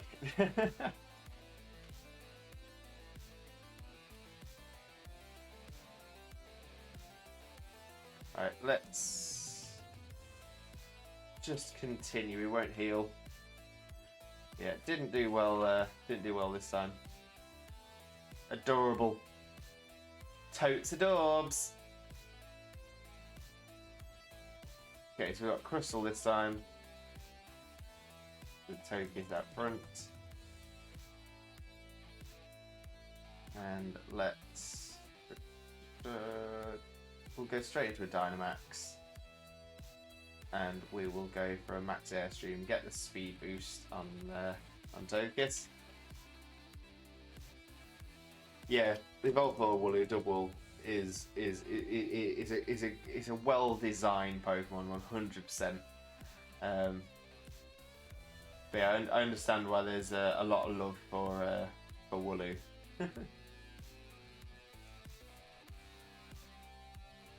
Right, Togekiss, do your damage. Oh, is that Focus Sash? Is that Sturdy? Or is it just Sturdy? Never mind. Yeah! Wooloo looks like the top of a muffin. Oh dear, that's going to be stuck in everybody's head. Right, we're going to Max Starfall to finish. We've got the speed boost. We'll get Misty Terrain up as well. Super! Now, thankfully, with Togekiss's scope lens and super look, it's just throwing critical hits out left, right, and centre. Azumarill, something I was considering bringing onto the team myself.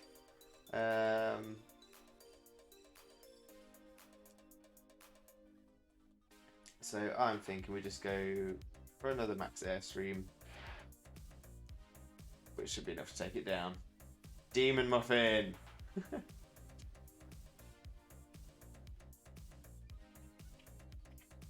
Double the Demon Muffin. That should be it. I really hope they add some customizable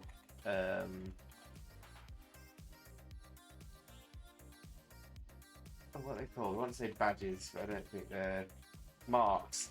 'Cause marks are something that have been added into this generation.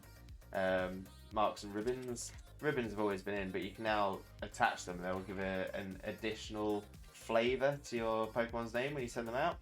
So this Togekiss is Togekiss the Tree Victor because it won the Battle Tree back in Ultra Sun and Ultra Moon.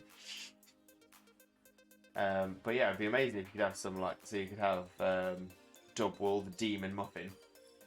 I wonder what you'd have to do in game to get the Demon Muffin tag. Let's go for a Dazzling Gleam to end. Should be enough to take out the Azumarill. Yes, it is.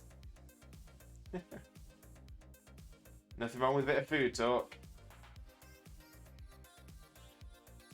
Crawdaunt. Crawdaunt up last. Super effective Dazzling Gleam. Yes, please. Bop, bop, bop. Let's go. Crawdaunt down. Super effective crit. You love to see it. Student down. Alright, we will continue. We won't heal. Yeah, Xena and Hangry Mode is definitely Xena's real life ability. Mm-hmm.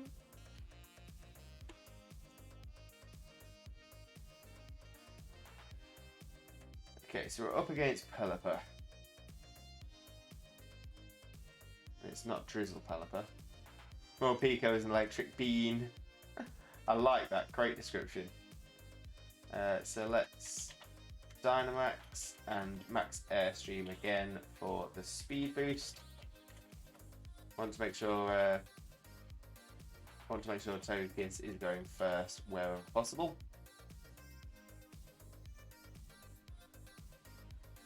Ooh, my baby growth slipping off my shoulders and going to start showing off cleavage.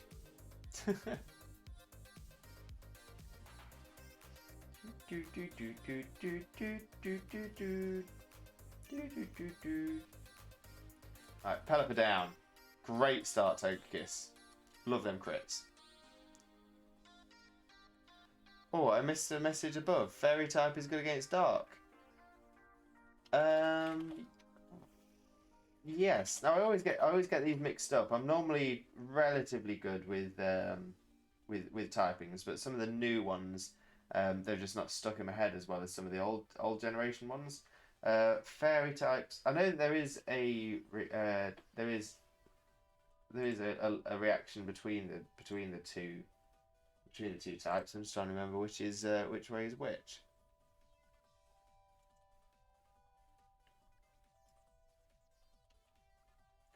Did you know the Dark type gym leader in this game gave Marnie the Morpeko as a gift? I did not. I did not know that. But every day is a school day. Yeah, so is Dark type super against Fairy, or is Fairy super against Dark? Do you want me to Google it? Oh yes, please. I was gonna say, I always seem to struggle with Fairy. I know because Fairy is definitely super effective against Dragon. It is strong against Fighting, Dragon, and Dark. Fighting, Dragon, and Dark. And then it receives double damage from Poison and Steel types. And Fire. No, Fire is just a resisted. Fair enough. So yeah, So Fairy is strong against Dark. Right, so Togekiss up against Alakazam, Max Phantasm. Got the speed boost from earlier on as well, so this should take Alakazam straight down. No problemo.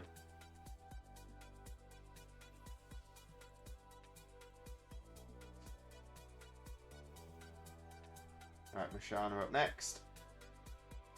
Another Max Phantasm should do it.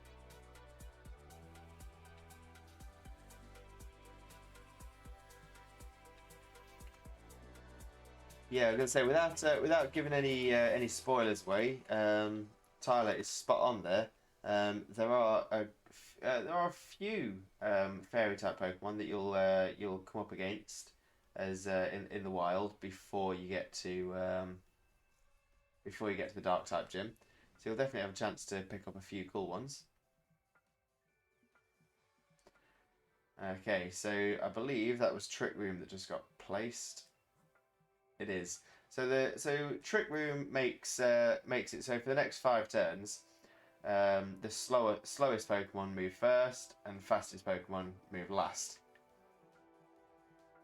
Yeah, Steel and Poison both super effective against Fairy. I'm gonna say with the addition of Fairy types, Poison types have become a fantastic offensive type. They're already a good offensive type, but they're now fantastic. Makes things like Toxtricity even the more useful. Right, let's throw out another Shadow Ball on this Mashana. I'm trying to use Psychic Terrain, making me think that Mashana's not got a lot to hit me with, which is good.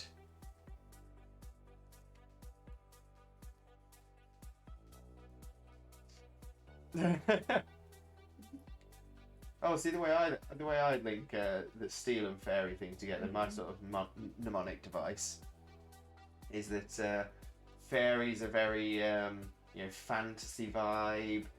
Sort of whenever you picture fairies, they're sort of down at the bottom of the garden, and Steel types are they're kind of a metaphor or an allegory for modern times. You won't ever find like ancient fairy mystical world against like modern machines. Exactly. You'd never find fairies in like an industrial estate. That's kind of the way my mind clicks on it. Oh, hello, Soph. Afternoon from Baby Limbo. Thank you so much for the lurk. Leaving a lurk whilst you work. Lurking while we work, we're lurking while we work, lurking while we work. Oh my god, we should totally, actually maybe that would get a bit annoying with like, whenever people use the lurk command, but I was like, could record a jingle, yeah. And every time someone lurks, a lurk jingle.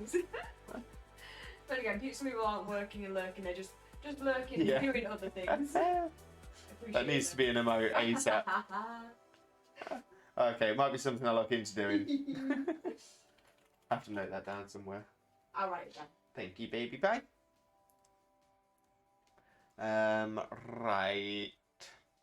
Okay, so Togekiss, go for another Shadow Ball. Mashana used Yawn, of course it did. Not going to be an issue though, because this should be enough. There's the Shadow Ball. Mashana down, let's go. Let's go!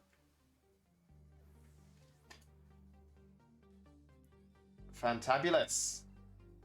Wonderful. Well done. 3 BP. Pop, pop, pop.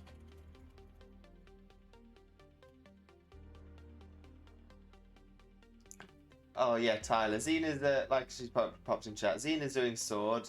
Shield is the first one I played. We do have we've got both versions on the Switch though, so we have that access. But Xena, Pokemon Sword is very much on brand because she's always whipping a sword out on stream. As evidenced by the emo. Yeah, that all came about because I started playing Stardew Valley first, and I had this horrible habit of in Stardew Valley having my sword equipped all the time, because if you swing your sword by mistake you don't use up energy, so it just makes sense to have it in your hotbar as the first thing. But I kept like just whipping my sword out at the villagers all the time, and they obviously don't react because they don't know how, but I'm just like So it just became a meme. Whip your sword out. Oh dear. Whip your sword out for the lads. Oh dear, oh dear. Right, so we've got Golduck up first. The Golduck doesn't worry me too much with as a threat itself.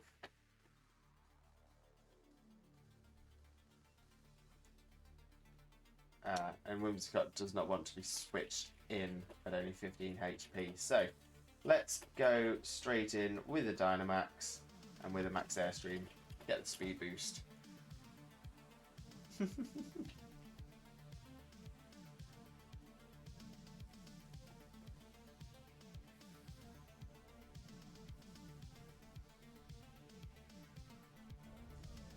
Naughty Xena doing a naughty. Wag my finger at you. No. Bonk. Xena's getting to bonk. Golduck down. Yeah, not too bad, not too bad. Because I really appreciated the rest of having a couple of days off Twitch. It's been a hefty couple of weeks.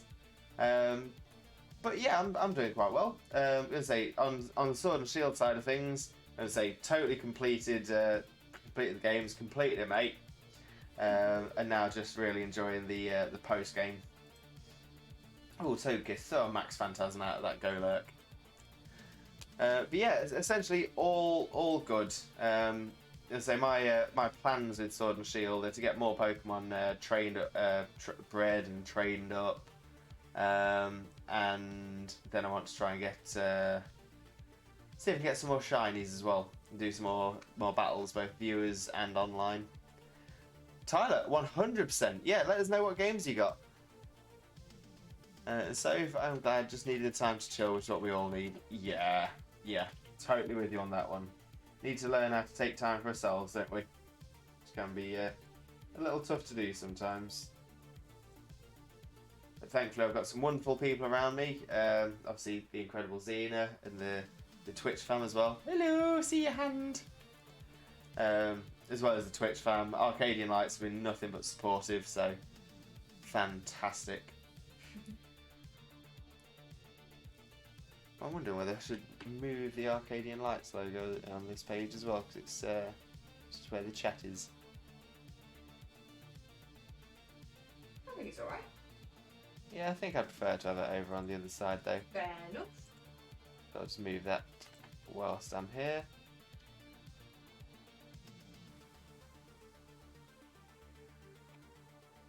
But we can move this all up as well.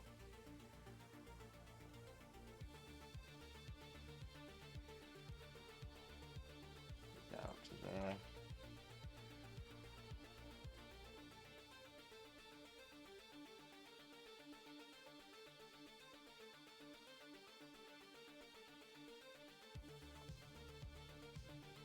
There. Let's lift that ever so slightly.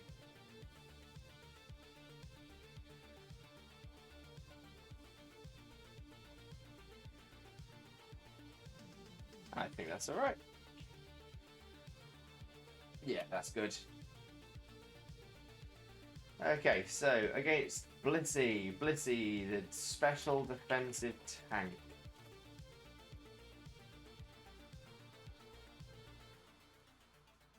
Yeah, don't really want to switch if I don't have to. So let's go for. Now you know what? Let's risk it for a biscuit. We'll risk the switch. Blissey's not got a lot of damage options, so we might have a free switch in here. No, flamethrower. That's fine. So Whimsicott down. To be fair, it saves me the risk of of getting into the next battle and realising, oh, I've only got Whimsy on 15 HP. So back into Togekiss.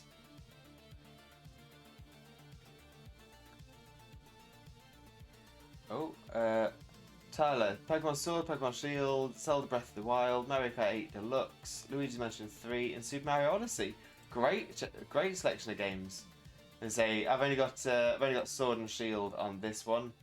as well as Let's Go Pikachu, and we've got the pre-installation of new Pokemon Snap, which we're really excited to play. Whoop, whoop. So can't hear you very much as I've just had to put you on a little quieter than normal whilst you work. Sag, no problem at all, Soph. Just having you here is enough. Honestly, I can't appreciate you more. You are amazing. Yeah, we as Ian said, we quite enjoy Breath of the Wild. Not played it. We've seen lots of people playing it. We've actually been playing an alternative on PC called Genshin Impact. Which is very much like is very similar to Zelda Breath of the Wild, but it's got a four character rolling team. It's a massive map. Must be at least 4 times the size of the Breath of the Wild map, and just has so much active content. It's been constantly updated. It's a free game as well, and looks absolutely stunning. So definitely worth a look if that's not something you've seen. But yeah, also Xena says, can't wait for Pokemon Legends Arceus for the very reason it looks like Breath of the Wild but in Pokemon. Exactly. I've heard that Pokemon Legends Arceus is going to be of a similar map size to Breath of the Wild as well, which is going to be something amazing. Can't wait.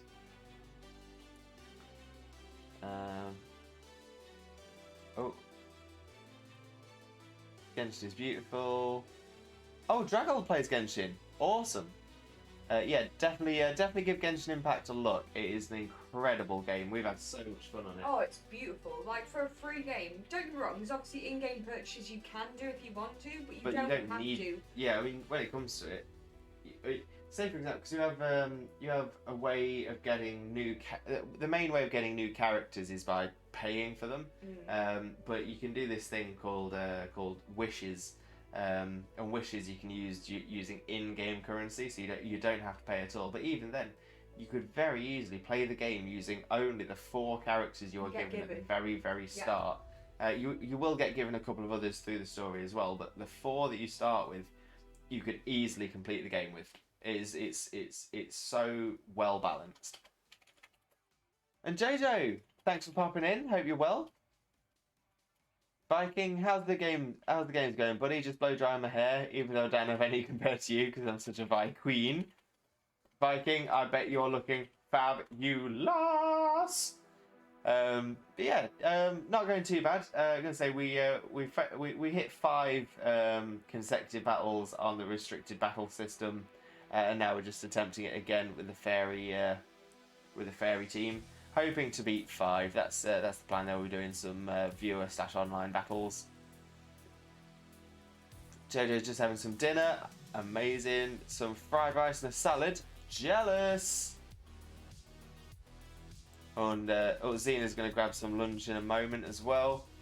Oh, I am jealous. I'm going to say, looking forward to the end of the stream and eating something. Not sure what I want. I'm normally quite boring and have the same thing every day. I am a creature of habit. But yeah, I might have a look what's going on in the old kitchen a little bit later on and see if we can see what cooking we can get doing. What's cooking? Good looking. Love it. Loving it. In the meantime, we need to try and get some damage done to this Blissey. I think our best shout will be air slash here. Will it be flamethrower? No, I'll stick with air slash. Air slash is same type of attack bonus. Get some same type attack boosts there. It's also a high crit chance. No, it has a flinch chance. We should outspeed the Blissey as well. And with super luck and the scope lens, we have a high crit chance. So it should do some good damage.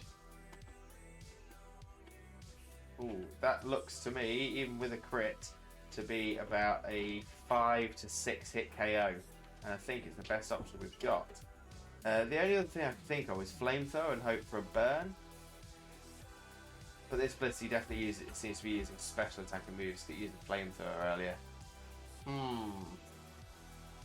Let's see what we can do.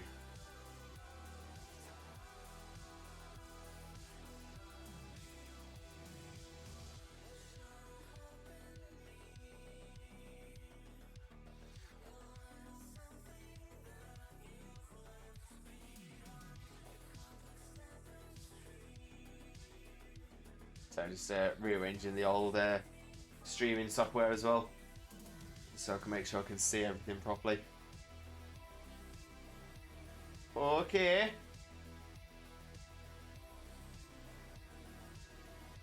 Oh. It also looks as our follower goal hasn't updated.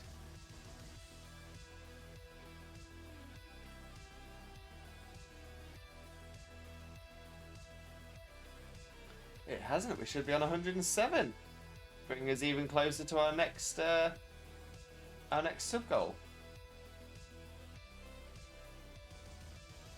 Okay. So why has that not worked?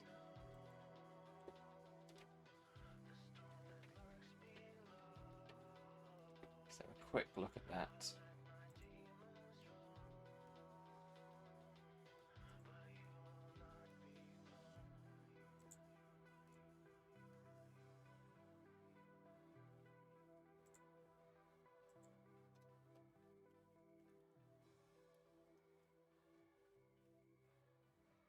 Let's get that fixed. Goal amount 125, starting at 107 this time, and we were ending it on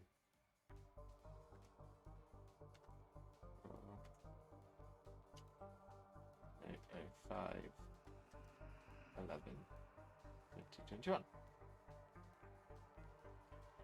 So there we go. I'll have to see why that's not updating live, but we'll look at getting that sorted in the future. Oh, Tyler, good thing you switched to his Corviknight. Good thing you switched to the Corviknight. They have to battle a certain character that uses fairy types. Yeah, Corviknight is amazing. I think it has access to a great move called Body Press as well, which uses your defense stat instead of your attack stat. And there's really, really good move, especially as Corviknight has such high defense. Right, let's carry on spamming air slash, hope for some flinches. Try and get as many crits as we can. Blissey, very tanky. And don't worry, Soph. Viking might not have seen your message, but I've seen it. Hello, stranger. Hello.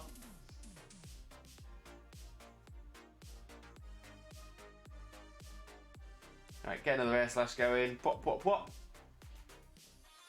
There's another crit. One more should do it, but it might be two. If we're lucky, just the one. Oh yeah, Jojo, I have added some more commands. I am going to be adding some more commands as well to get some more sort of sound and video alerts on the stream as well. I purposely made sure not to do any Twitch work over the past couple of days though, as I've really needed a break. So hopefully I'll get a chance to do some of that this afternoon before I go to my therapy session. Yes, we'll continue. Battle number 5. In fact, whilst that's happening, let's pop a raffle. So a raffle has begun. If you want 5,000 limbo books, they're not the same as the channel points on the bottom of chat. But by all means, get yourself in the raffle and see if you can earn yourself some more points.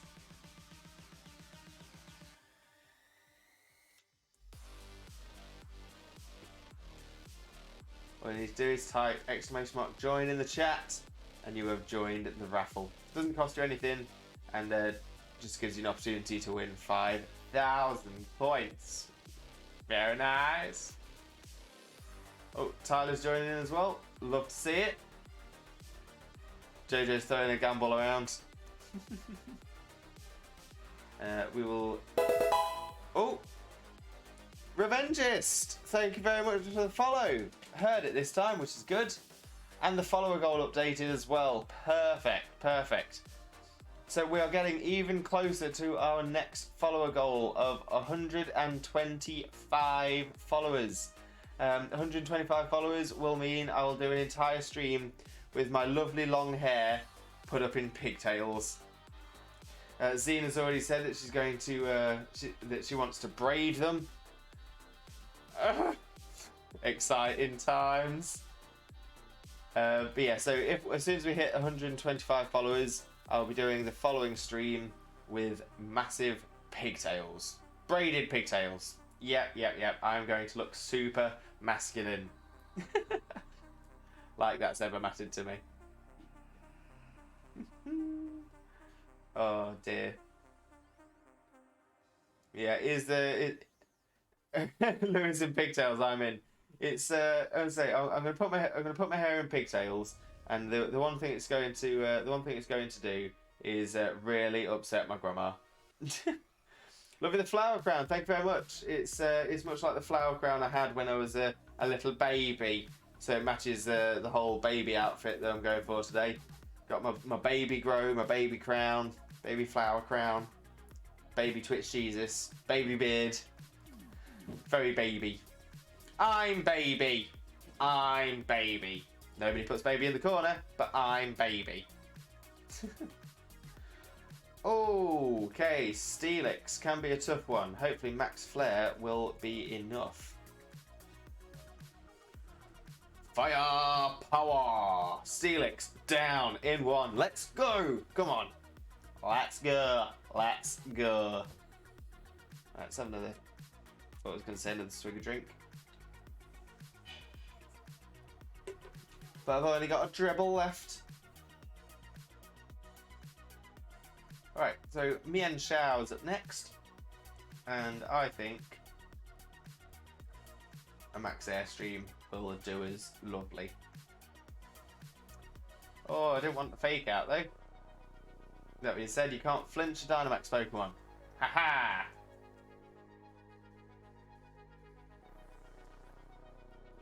Mian Xiao down. Togekiss back to normal size. Why does Togekiss look adorable in the Dynamax form? Togekiss always looks adorable, but I think the reason it looks so adorable in Dynamax form is for some of the... they've not done it for all of the Pokemon, but for some of the Pokemon sprites when they're in Dynamax form, they've tilted them forwards a bit, just so it makes them look like they're looking at their opponent instead of looking like 30 foot higher at the cliffs in the background. So Togekiss, because it's been tilted forwards, it just looks really adorable. Like, oh, hello, hello, can I help you? Hello, I'm a Togekiss now. And it just looks absolutely stunning, cute as a button. 20 BP, thank you very much. Yes, I'll have my Pokemon restored this time, thank you. So this one is now battle number 6. Número 6.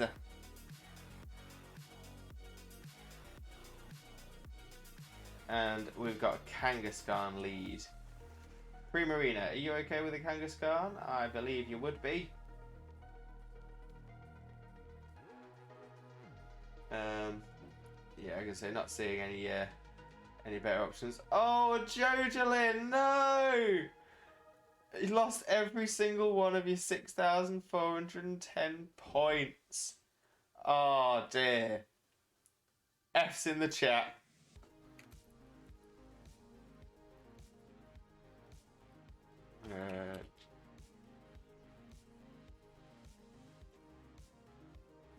Rip. See, Rip's even appearing here with me. By the time I got my finger out, it was already faded. But yeah. Rip, rip, rip. Sad times. You hate to see it.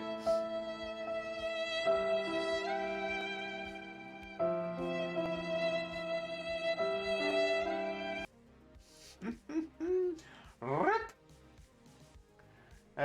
Right, so yeah, so I think Primarina sticking out is probably the best shout. And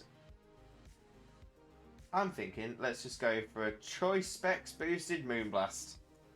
We won't Dynamax, don't think we'll need to. It's a neutral hit. But that's some solid damage right there. Kangaskhan special attack fell, use Retaliate. Still did a good chunk of damage, but not enough to worry me. So we'll pop another Moonblast out. Pop, pop, pop. And that's Kangaskhan down. So we'll see what's out next, and we'll see whether it's worth chucking a Dynamax on. Scolipede. Right, so Scolipede does have poison type attacks. But if we go in and max Geyser.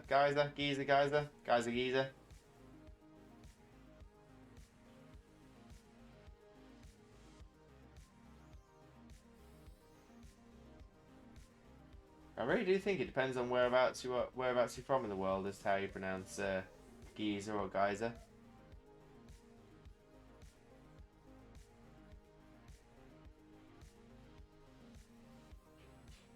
And so I think I always thought it was Geyser. At least it was when I grew up. But I don't get upset if I hear someone say Geyser. Now don't get me wrong, there are plenty of words that I do get a bit silly about, a bit precious over.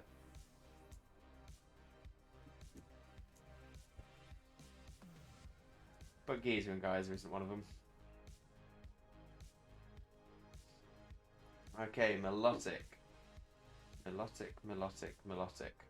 just go for max Starfall. Well, it's gone for a Scald on me, but that's not doing much damage even with the rain up, so that's fine. Max Starfall, however, looks to be about 3-hit KO. Might be less with the Misty Terrain down though.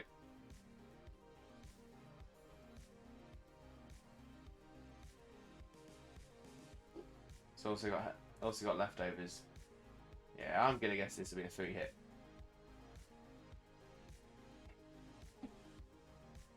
Here we go. Stars down. Yeah, definitely a 3-hit. Oh, we got some food, baby. Yes. I'm having a vegetable egg wrap. Ooh, very nice. It's got sweet corn and egg and onion and salsa and cheese. Cheese. And we'll go for a Moonblast to pop it off. Let's go! This is a fast Primarina though. Not often it gets outsped by a Melodic.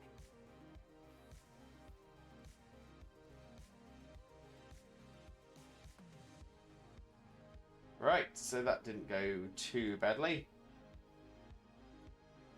We'll continue without resting. Next, battle number 7.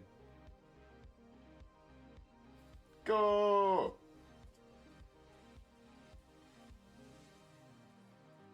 There's Mr. Rhyme, the new evolution of Mr. Mime, or at least the Galarian Mr. Mime. Ice and Psychic, interesting typing as well. But I think we can smash a Shadow Ball in its face. Oh, Psychic gets the first hit though. Primarina down. Yeah, it does have.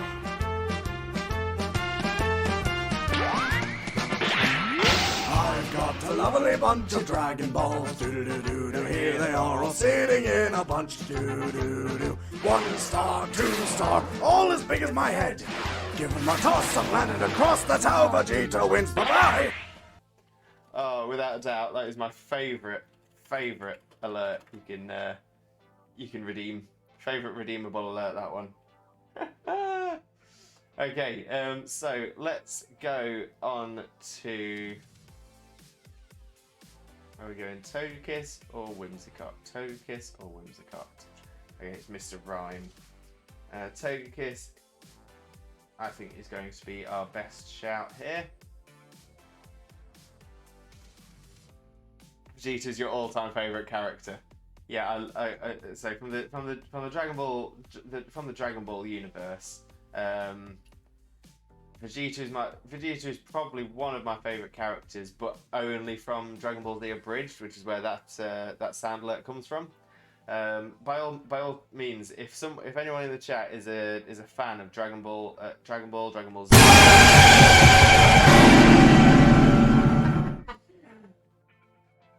Oh, Viking, I am so glad I am in my baby grow today. I'm so glad I'm wearing a nappy. because I've just made a mess. Oh. I didn't need that. That was so mean. Why did I know it would be Dean, him or Cherry? It's always Viking or Cherry. I just nearly choked on a sweet corn because I enjoyed that so much. Xena's in bits. See, even Vikings even jump scaring the viewers now as well. Tyler was so focused on the game, then Viking did it. Oh, poor Tyler. Oh dear. Oh dear. Oh dear. Oh dear. Tyler, I think the best thing to do is make sure you keep an eye on Viking's channel, and next time you see him streaming, do a jump scare back. Let me pop a shout out for Bearded Viking in the chat. In all fairness, he is a great streamer. One of the best streamers we're close with.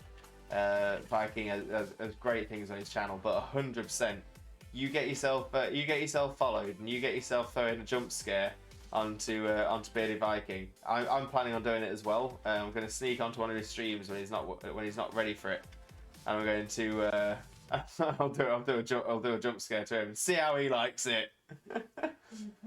It's beard versus beard. That's what's I think that's what's starting to happen. Revenge is coming, Viking. Revenge is coming.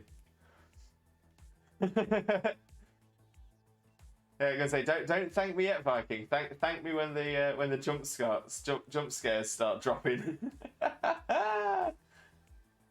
Right, let's get a Dynamax out and let's go for Max Flare on the Mr. Rhyme. It's already brought.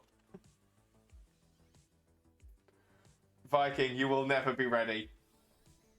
You will never be ready for the scares that we are going to be bringing. We're bringing scares in the bucket load.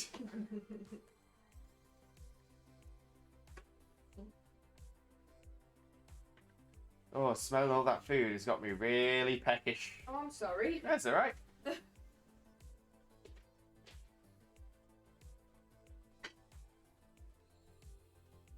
Viking is Tyler's IRL Pokemon rival now. Oh, we've got rivals. I'm gonna say I know I think I seem to have picked up a rival from our first Sword and Shield streams. I know that Corrupted Puppet has been he's been filling our Discord, getting ready with his hype. So yeah, looks like we're getting this. This seems to be where rivals are born. I love it. So ready for the vengeance. As much as me and Tyler are ready for our vengeance against Viking. Yeah, I'm actually really excited for Puppet's viewer battle. Hopefully that'll be today. Tyler's the main character and Viking is Hop. Viking is definitely Hop. Of all the rivals that Viking could be, Viking is definitely Hop. Alright, let's go for a Max Airstream against the Sea King. Or Barry from Platinum. Now, see, I think if anyone's channeling Barry, that's me. You know, what hectic energy just running that around. hectic energy, constantly running, bumping into people. That's Limbo to a T. I am Limbarry. Silver from Heart Gold and Soul Silver. Oh, I don't think Viking's not the type to do a steal, even if he is doing it from a good reason, from a good place. Viking's gonna throw Tyler into some grass where only Rattata and Pidgeys appear for an eternity. But Viking, all that will happen then is Tyler. He'll use his skills, he'll use his tactics, and he will attack you with all of the Raticates and all of the Pidgeots, and he will do you some damage. Giovanni.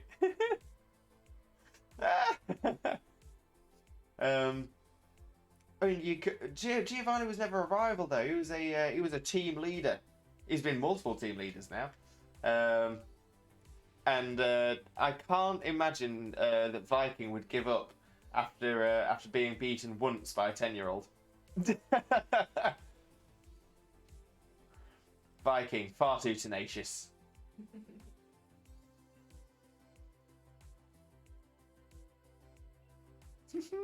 Oh, I'm loving this. As I say, we're going to end up with team rivals, team good guys. We'll have to see who's ending up on which side of the divide. Yeah, we'll continue again into battle number 8. I think we might heal on the next one though. Tangrowth.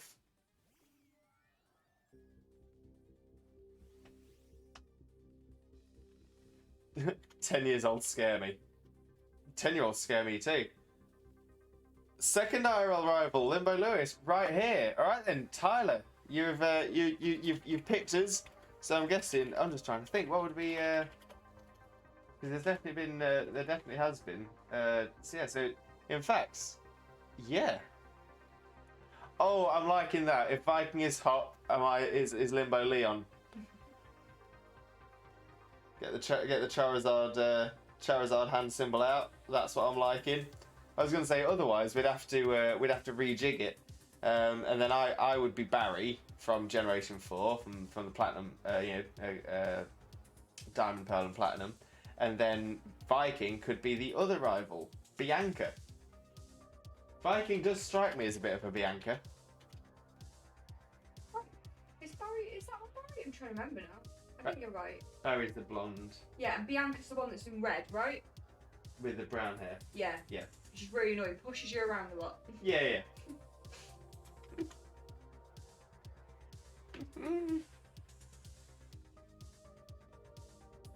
Yeah, Tyler, without a shadow of a doubt, especially if Viking's Hop and I'm Leon, without a shadow of a doubt, you are the eponymous hero. You are the protagonist. Right. Oh, Dynamax, Max Flare. Oh, this battle seems to run itself.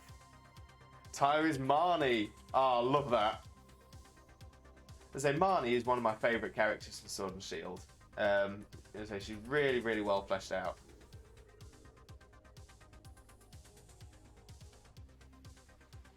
Viking, I am. I'm just trying to make it seem as though I'm actually saying hop.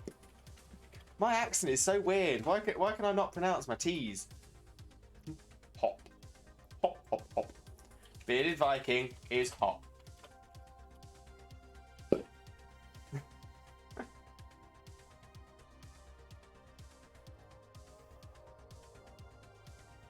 Yeah, don't make that public knowledge that Xena is actually a Pokemon, because I've got a feeling that we might have some words said to us, and then we won't be able to get married. Marriage equality. If I want to marry a Pokemon, I should be allowed to. Especially if that Pokemon is Xena.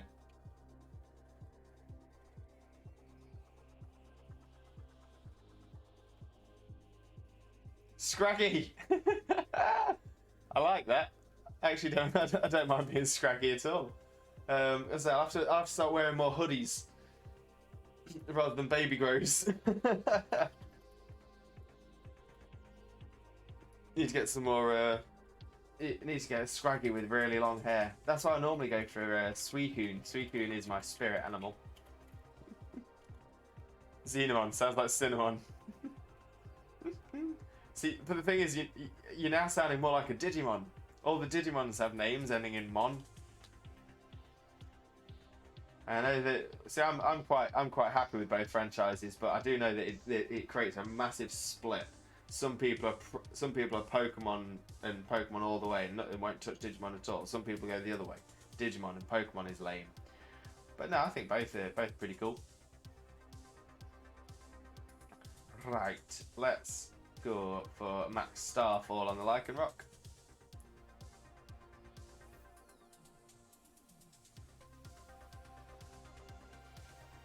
I'm just trying to think if there are any Pokemon that have MON at the end of the name.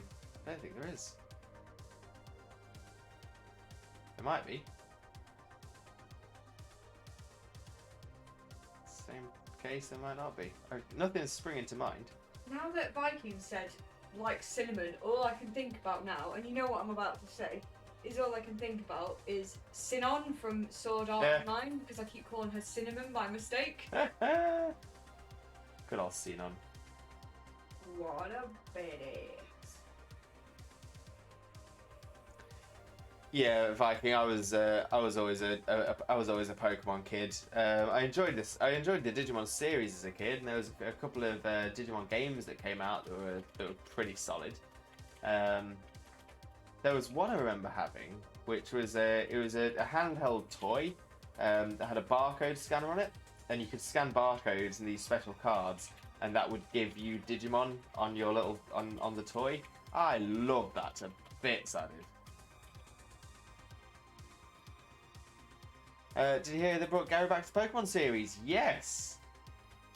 Yeah, I was gonna say Gary's one of those people that have had a fantastic arc throughout all the series.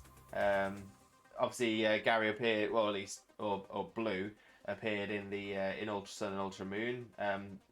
Blue has also appeared in Pokemon Masters EX now on the phone.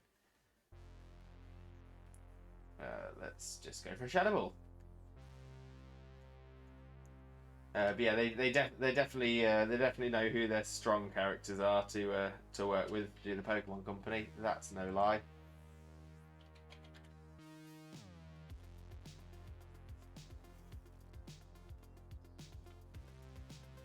Oh,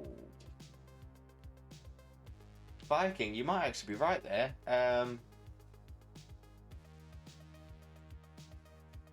I still don't think it's the majority, but I definitely think there are a few that end in Mo.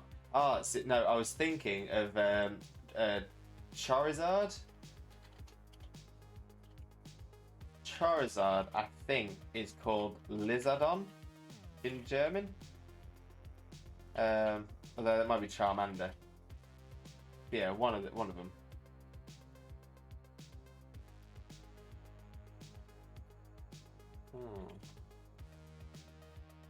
Yeah, I'll need to try and remember these. Gary was one of your all-time favourite characters because he always picked on Ash. Smell you later.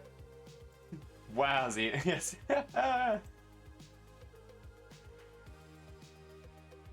Yes. Yes. Ditto. Metamon. Yeah. So yeah, again with Japan, because I think because in Japan it wasn't going to be called Pokemon, it was going to be called Pocket Monsters, and before that Capsule Monsters, but they couldn't call it Capsule Monsters because that was already taken. It was already copyright, so they went to Pocket Monsters. Pocket Monsters didn't read so well when they did market research, so they shortened it to Pokemon, and that's how we got to the game we have today. Okay, so we've only got Pinkerton left.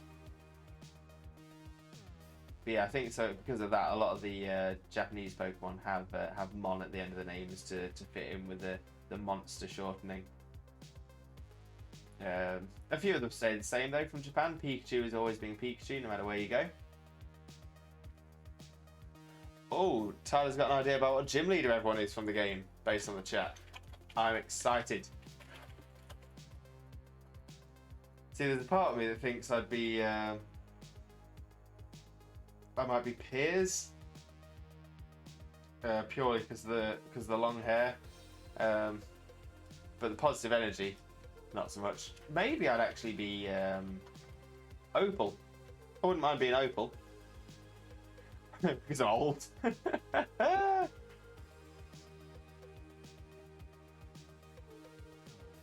Oh, Viking! What's wrong with Brock? Rock the rock. You can't rock the Brock. Go for a Dazzling Gleam on Pinkerton, I think. Brock. You're always watching. Or always sleeping. One of the two.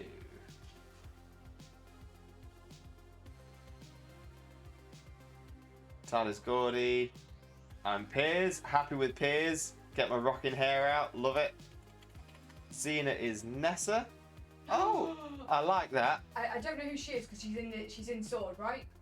No, she's in Sword and Shield. Sword and Shield, sorry, because I haven't played through the game, but I've seen Lewis playing it and I've looked over his shoulder and went, that character's design is amazing! Yeah. So I'm made up right now. Yeah, I'm gonna say Nessa gets a lot of love in the community.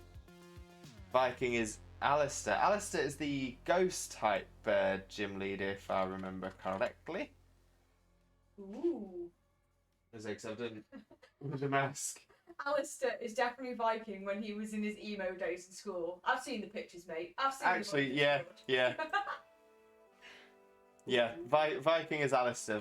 Alistair is young Viking, young emo Viking, and I'm living for it. We need to get you a mask, Viking. Because you're evil and love the jump scares. I wouldn't say evil, but I'm not saying evil. Emo Viking.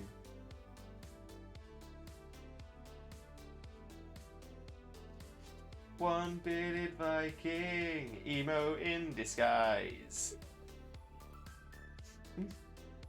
Oh, we do. Yeah, we love puzzles.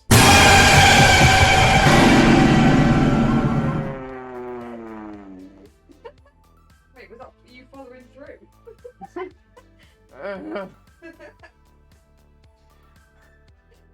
The worst thing is, I just that same milliseconds it came up, looked across the screen where it's shown it,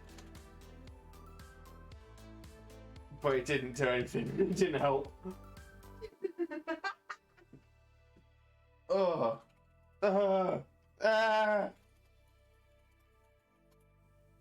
you're trying to kill me off.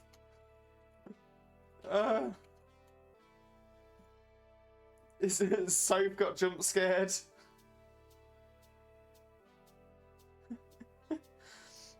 Oh no, Soap! I hope you're going to be joining in with us on getting Viking back for all this. Concentrating at work, and boom! I hope so. Just jump scares him when he's not on Twitch, just in real life. Just Yeah. like jumps out of a wardrobe on him or something, just scares the pants off him. Oh well, I tell you what. I think that's actually a good opportunity for me to just jump onto the chat screen for 1 second, because I think this could be a stories with a limbo. What you've just mentioned there, Xena, about essentially a live jump scare, is actually something very similar to something I've done in the past. Oh god. So when I was, this is. I'd say this isn't an over 18 story, but essentially there is nudity mentioned. That's all. So I'll leave it at that. So we I was gonna say I'm not going to give an example, so I don't think I need to tick. I don't need to tick mature on this. When I was about 19 years old, which is unfortunately over a decade ago now. When I was about 19 years old, me and a few of my friends decided to go on a lads' holiday to Magaluf in Mallorca. Lovely holiday. We were probably where the In-Betweeners got their idea for their In-Betweeners movie, because we were the 4 unlikeliest lads you would ever see going to Magaluf. I was 19. Just a year previous to that, I was around 5'6". So for essentially within 9 months or so, I'd gone from 5'6" to 6 foot. So I was not used to a tall body at all. Utter nerd. Couldn't grow a beard. Think I had short hair at the time as well.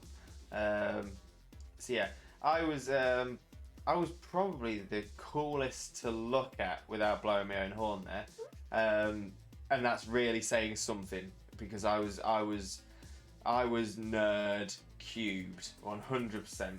I was totally E equals MC geek. It was bad. Another one of the group didn't drink like at all. So that was he was an interesting choice to come with us. One of the lads was my best mate, who I'm still in contact with now. He's Intrepidus on Twitch, and he's this stocky ginger lad. And yes, that was and who always wore like geek shirts, which is to be fair part of the reason I love him so much. And we also had a lad who was who spent most of his time, much like the rest of us, but probably more so than the rest, spent most of his time on his computer in his house. I don't think he'd ever really spoken to a girl before, not properly. So we were quite an odd group. In fact, the last lad I was mentioning, the short lad who spent a lot of time in his room. I mean, he's actually really cool now. He's out there living in Spain still. So he's done really well for himself. And to be fair, one of the coolest lads I've ever known. Like deep down, proper, genuinely cool lads. And he was he once one of his first experiences with a girl was a New Year's party. He got drunk. Ended up he started speaking to this one girl that he liked there at the party, and he just looked up at her and said, "I am the master of time and space," and proceeded to vomit all over her shoes. So that's just a taster of the kind of lads that were out there on this lad's holiday. So it was the four of us. We booked ourselves this holiday, and it was amazing. So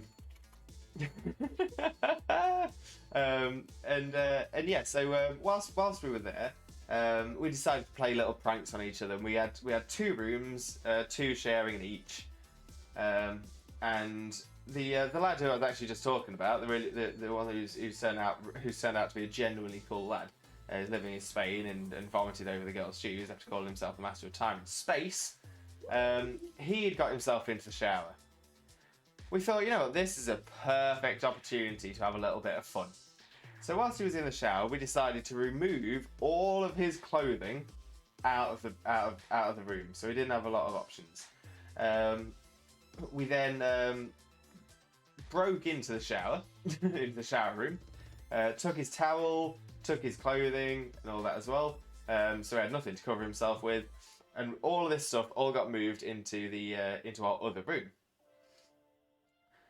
What happened then is that my best mate, Intrepidus, he essentially just stood in the room. Now curtains were shut, blinds were shut, and he was in the room making sure that the lights were off and this other lad couldn't come through to turn the lights on. So he was like, "Oh, I want my clothes, ah!" Realised he couldn't get them, so he thought, I'll outsmart them. I'll head to the wardrobe, and in the wardrobe I will find clothes, and then I can be really angry at all of these lads for this prank. Now, the one thing he wasn't expecting, because of course he came to that wardrobe and thought to himself, "I'm going to have one of 2 things happen here. I'm going to open the wardrobe, and I'll find some clothes. I'm going to open the wardrobe and find that the clothes have been taken." Unfortunately, whilst he had found that his clothes had been taken, there was a third option that he hadn't planned for. And that was what has since been named Naked Cupboard Goblin, in which I was sort of crouched inside of the wardrobe, waiting, tightened like an elastic band for that door to open. As soon as the door opened, I leapt out of the wardrobe, entirely devoid of clothes, and jumped onto this damp, also naked friend. It was amazing. He was traumatized. I still think he is to this day. But yeah, Naked Cupboard Goblin will always hold a very, very, a very nice place in my heart. So yeah, there we go. Story time with Limbo.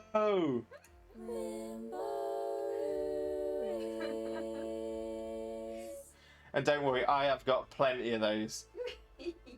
If there's one thing I've got, it's stories. Talent, not so much. Stories, loads of it. By the bucket load.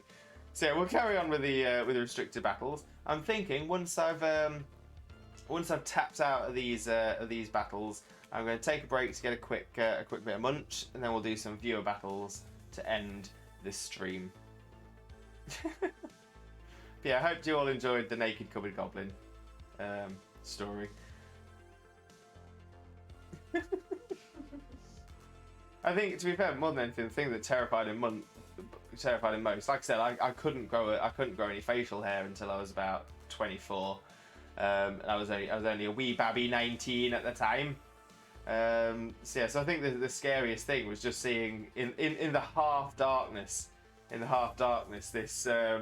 this lanky, hairless being. Should make an erotic novel. Oh Lord. 50 Shades of Limbo. Ooh, okay, so up against a Palisand. Now I could go for a Max Geyser here, which is a water type move, so I get the same type of attack bonus, but smart people, smart tactics, smart VGC, they don't want none of that, because Palisand can have an ability called Water Compaction, whereas if you hit it with a water type move, it boosts its defenses. So instead I'm going to go Max Phantasm and hope to take it out that way. 50 Shades of Noise.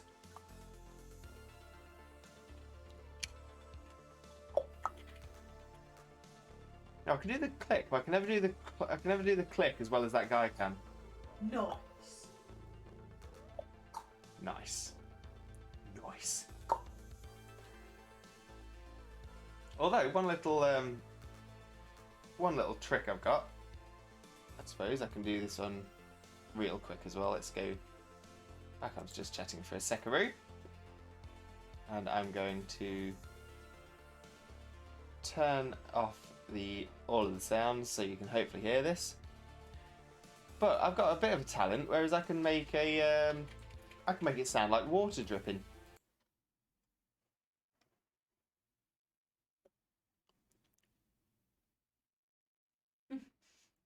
He says.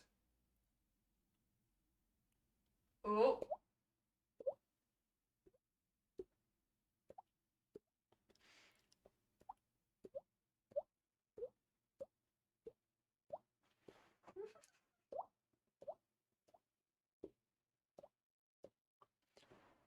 I think my lips are a bit dry. Normally get to go quite loud. Maybe it needs to trim my moustache as well. Maybe that's getting in the way.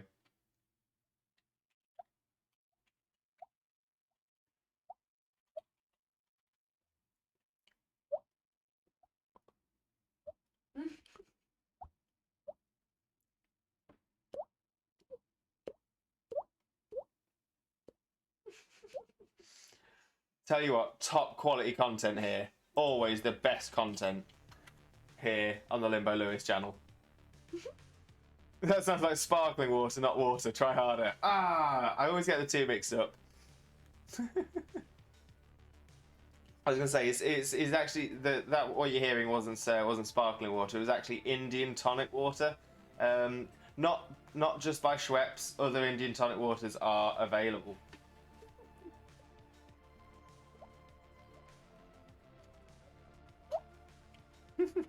So yeah, that is literally one of my best talents. The other talent, actually. Oh, getting the game screen back up. Well, I was trying, but apparently that's not. Don't know why that's not working. I'll have to have a look at that as well in the off. That's one of few weird talents I've got. Another one actually is whilst I was working in Spain, I happened to. Oh, you hear Indian tonic now? Yeah. It's the echo delay. See, that's how you know. That's how you know you can tell. That's a connoisseur right there. Good old Viking. Another talent I picked up during my time in Spain was when I was working at a 5-star hotel, and we had the Belgian Belgian Orchestra, the Royal Belgian Orchestra. They came to our hotel, and they obviously all very talented musos, and being a bit of a muso myself, having taught a bit of music, I got on with them like a house on fire. But there was this one guy who also taught me a little bit of Flemish, the language they speak in Belgium. But the thing that I found the most interesting of all the things he taught me how to play the spoons. I love playing the spoons. You know, you get two spoons in between your fingers, and you get your thumb behind them, and you're tapping them on your knees.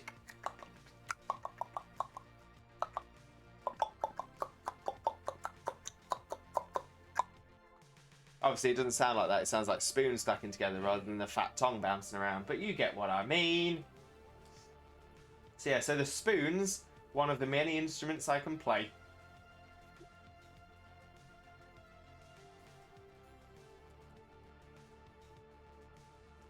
Oh, Sandcon to use Sand Tomb. Please don't. Please don't.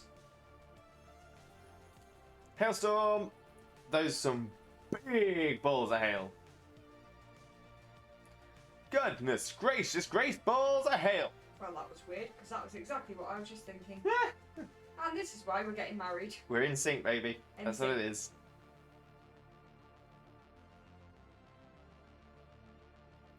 Well done. Alright, let's continue. Battle number 10. The electric spork. Oh. Does the electric spork have to be plastic? Because there's a big difference between a plastic spork and a metal spork. But if it's a metal electric spork, I'm also guessing the noises coming out of it are totally different. Imagining a guitar-sized spork, almost like a trident. I love it. This needs to be commissioned. Beard needs a sporkdent. Sporkdent.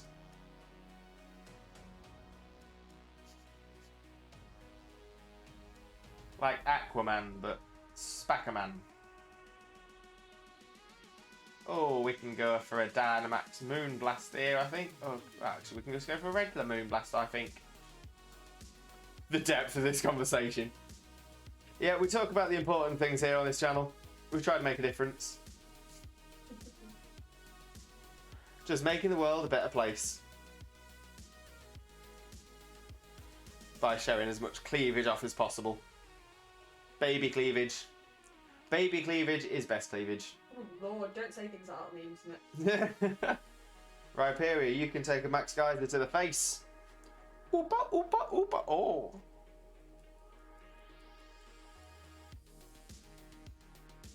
I'm also going to put the message out there again because I was thinking about taking a break and doing viewer battles, but I'm thinking we're probably getting towards the end of the stream anyway. Is there anybody in chat who would be interested in a viewer battle? If not, I can continue on with these restricted battles, or even do an online battle or two to finish off. So yeah, any takers, let us know in the chat. And if not, we can just continue the stream as is.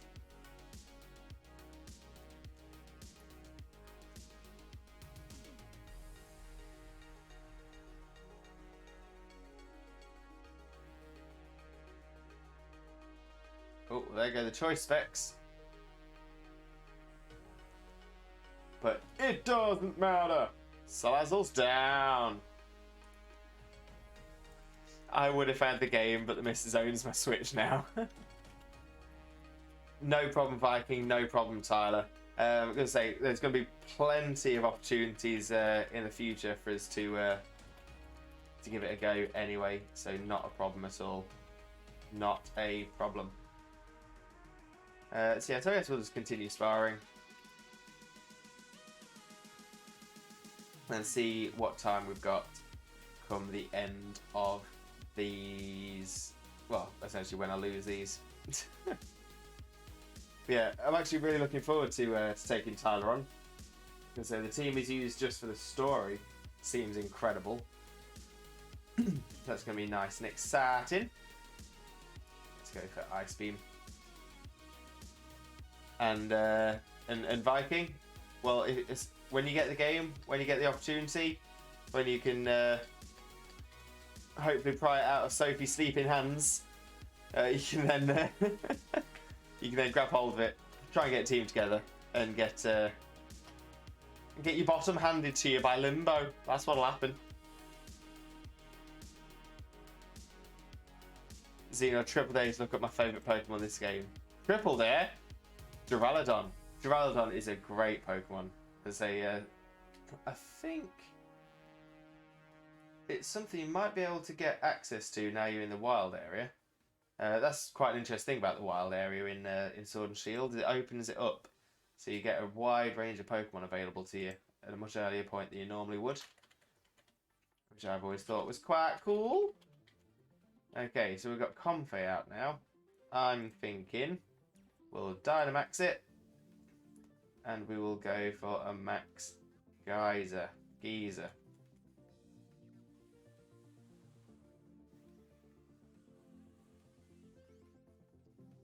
Viking, any day of the week. Any day of the week. I'd be more than happy to share my knowledge with you.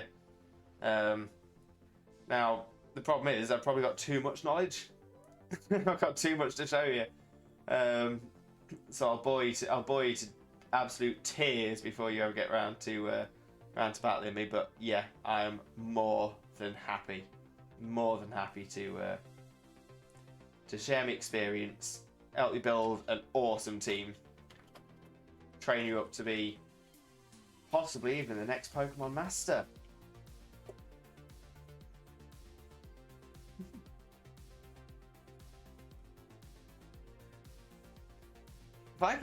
To be fair, in that case, it might well be worth you having a look at Xena's stream, because she started doing a Pokemon Sword and Shield first ever playthrough, and it does really help in learning. I think he was in stream. Learning what's going on. Lurking boot. Yeah, it'll be a great stream to hang around on just to get caught up with what's what's going on in the new generations. Because that's it. There's been so many changes, so many new mechanics. I mean, Dynamax straight off is a brand new mechanic for this generation.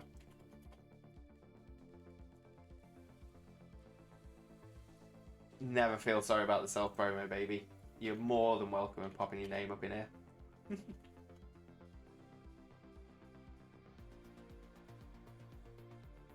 Yeah, Tyler's got it. Oh, Mashana popping a Trick Room out.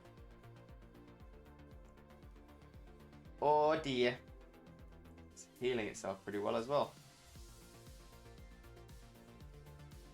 Alright, Primarina back down to normal size.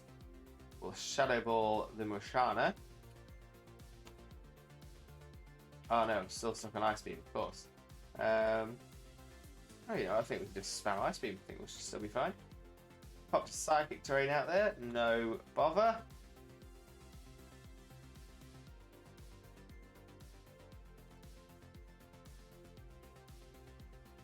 Viking, you know, we love a lurker. We love a lurker.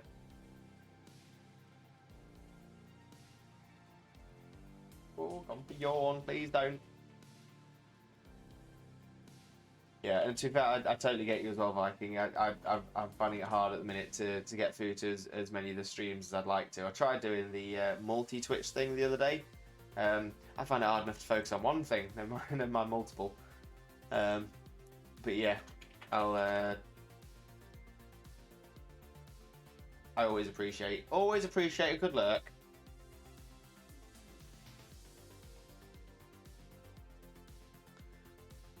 Oh, Tyler went for Grookey and Score Bunny. I went for Sobble in my main game. I think I went for. Did I go Sobble in Shield as well? In Sword, sorry. I think I did. I like Sobble.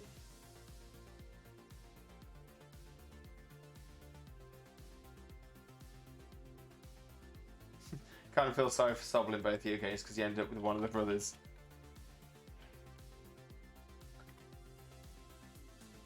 Yeah, don't get me wrong, I think Hop and Leon are actually pretty cool brothers. Leon's probably the cooler brother. But Hop realises he just has a different story set up for him than Leon. Got a different path to follow. Alright, let's Dynamax and Shadow Bowl. Pop, pop, pop, pop, pop, pop. Yeah, Viking's spot on. We're so happy for the community. This is the Arcadian Lights community we're talking about, by the way. If you look beneath my follower goal here, you can see our beautiful Arcadian Lights logo. Massive thanks to One Bearded Viking for getting Arcadian Lights all set up. He's done an incredible job. Got some amazing people into the streamer team. Built up an incredible Twitch fam. But yeah, amazing. Has anyone seen the Pokemon series when Ash meets Scorbunny for the first time? No. Is that the one with the rival / partner called Go? G-O-H. I've not seen any of the new animes. Let's go for another Max Phantasm. Okay, yeah. I've not seen any of the new ones. I think the last ones I've seen, and I haven't seen the new series of it, is Pokemon Adventures. But I am making my way through the Pokemon Adventures manga, which is really cool. Really enjoying them. Just finished the Gold and Silver arc. Yo, One Punch, how you doing? Thanks for popping in on the stream. Always appreciate it. Let's go for a Max Keys here.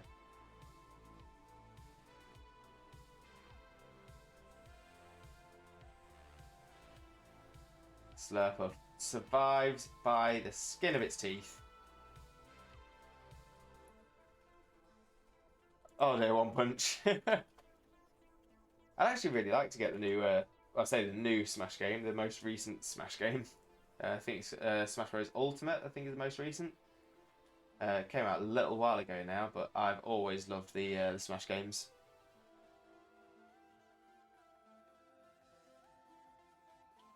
Why was Go in the cartoon but Hop was in the games? I feel like Hop should be in the show too. To be fair, for the same reason that Gary is in the show, but Gary isn't in the games. Pokemon, they've gone off of it a little bit in the in sort of the middle animes. But yeah, so the protagonist that you play in the games, especially say like the Gen 1 games, you're not playing Ash. You're playing as a character called Red, and the same thing. Blue is Gary from the anime. So it's a different character. So I would imagine that Hop will make a cameo appearance as a character from Galar, but because he's not Ash's rival, he's the protagonist's rival. I think that's why they've tried to separate it as much as they can, try and make the stories clean. What are you doing, Limbo? We're just doing some restricted battles. We were asking around for some viewer battles as well, but we don't have anybody that would be ready for those today. So we'll be looking at filling in the last half hour with either restricted battles, seeing how far we get, or an online battle if restricted battles ends too soon. Currently doing the fairy restricted battles, which are the battles you get on the Isle of Armor once you complete the Isle of Armor storyline.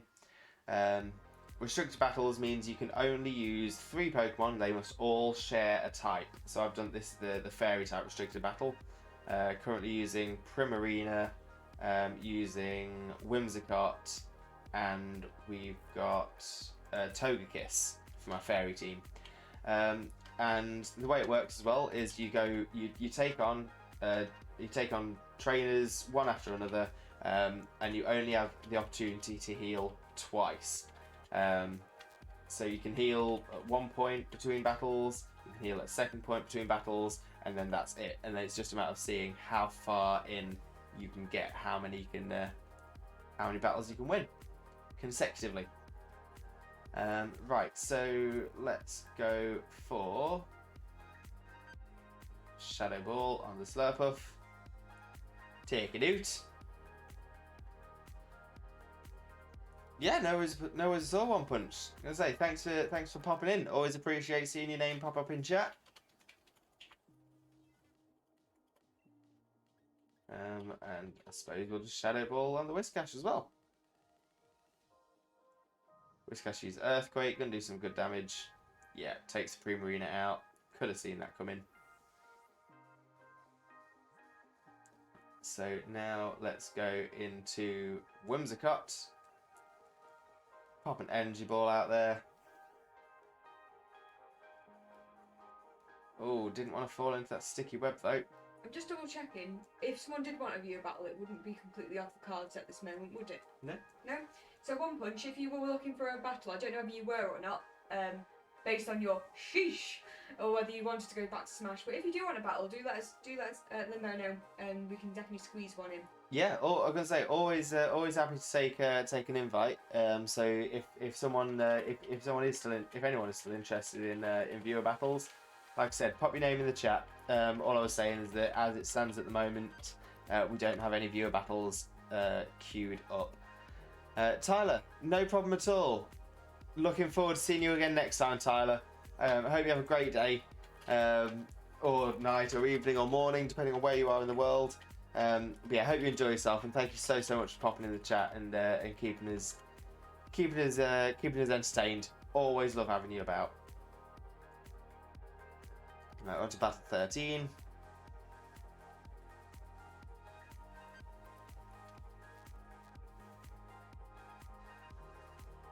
Ooh, pop the socials in chat. Well, thanks for that, Xena. Right. So, starting with a Cantonian Marowak, pure ground type.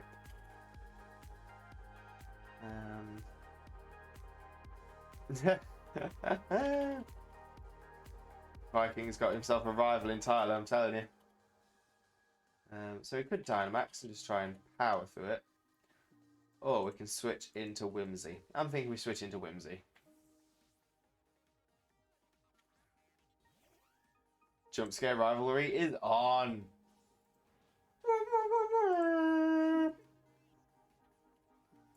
Okay, Whimsy straight back out.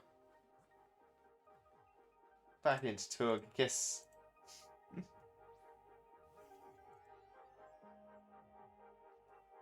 And let's go. Ooh, okay, we're going for Shadow Ball. Need to get myself a Pro Controller. One issue that a lot of people have been noticing with it's going to do some good damage. Yeah, one thing I've noticed and a lot of people have noticed with the Switch controllers is the analog sticks. They very swiftly lose their sensitivity and will start just pushing in one direction. So yeah, have to be aware of that. Okay, so this time we're going to go for Max Airstream, I think. Yeah, Max Airstream is going to be the best shout.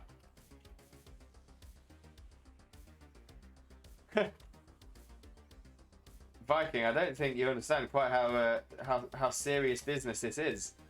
Rivalries are serious business. Pokemon rivalries are always serious business.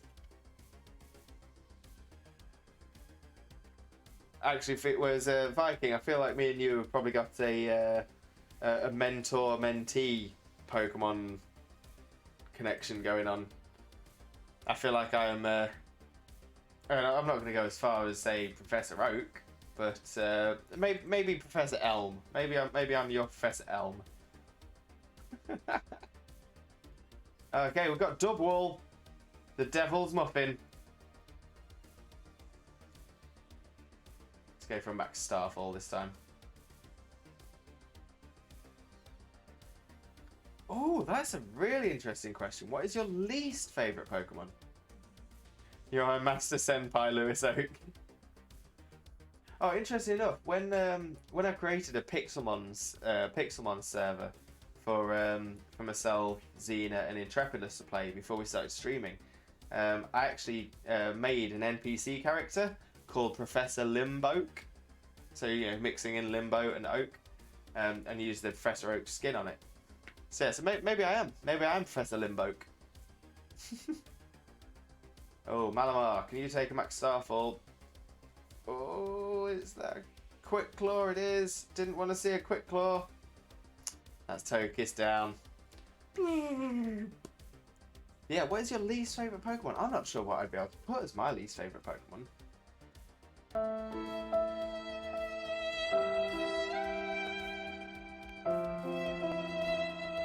That's it. Attempt is over. Probably Kakuna or Metapod. That's not a bad shout. I was trying to think what my least favourite would be. As to say, you know more about old gens.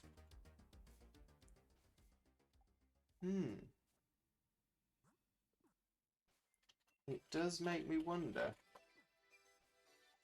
I do not even know what you look like, Viking, but I'm drawing you as a Kakuna. Oh, I love it. Yeah, Tyler, if you draw, by all means, get yourself over to our Discord.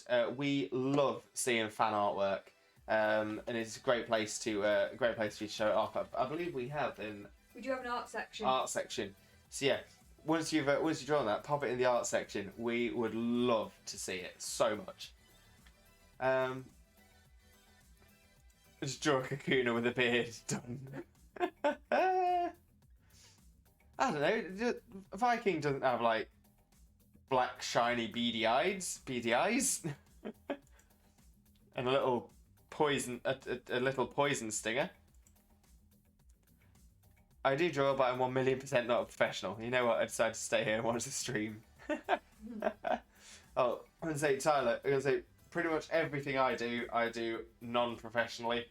I just do it for the love of it. Right. I'm just having a little flick through my box to see if there's anything that jumps out at me as something that is that is a least favourite of mine.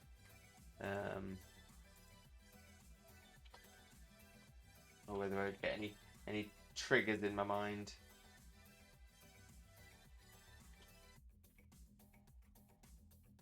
You know, in fact, the one that's coming to mind, and more than anything, is because it's not really had many buffs as the years have gone on. I really like the typing of it, but it's not a brilliant typing. It's a type that has lots of competition in it as well, so it finds it hard to find a niche. And whilst I like the design, I think the designs are relatively simple. I'm gonna put down my least favourite as Dugong, and I really like Dugong. You put your least favourite as Dugong? I think so, yeah. But you said Dugong. I do like Dugong. This is what I mean. There aren't many Pokemon I dislike. But yeah, it's yeah, it's. Are you talking about just first gen or all the gens? All the gens. What? Yeah, so essentially, because Dugong is what it is, it's not really had the buffs that other Pokemon have had since Gen 1. So, oh, come on, there's got to be someone worse than Dugong. yeah, I think like, come on, like Blipbug or something, for God's sake. No, Blipbug has a fantastic evolution series. Oh, it's got to be something. Magikarp goes into Gyarados though, doesn't it?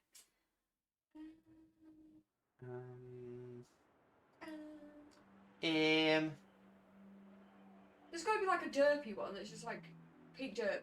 Like, I don't know how good Klefki is as natural attacking, but you know what I mean? One that I like Klefki.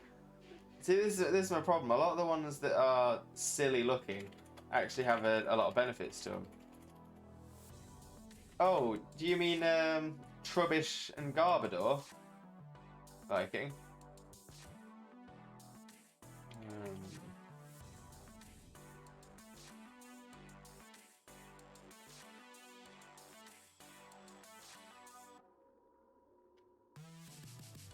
Let's keep that for a sec.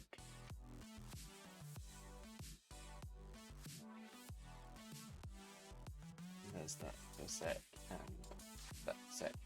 Yeah, is that the one you mean, Viking? Oh, Marshadow is your favourite. Oh, nice one, Tyler.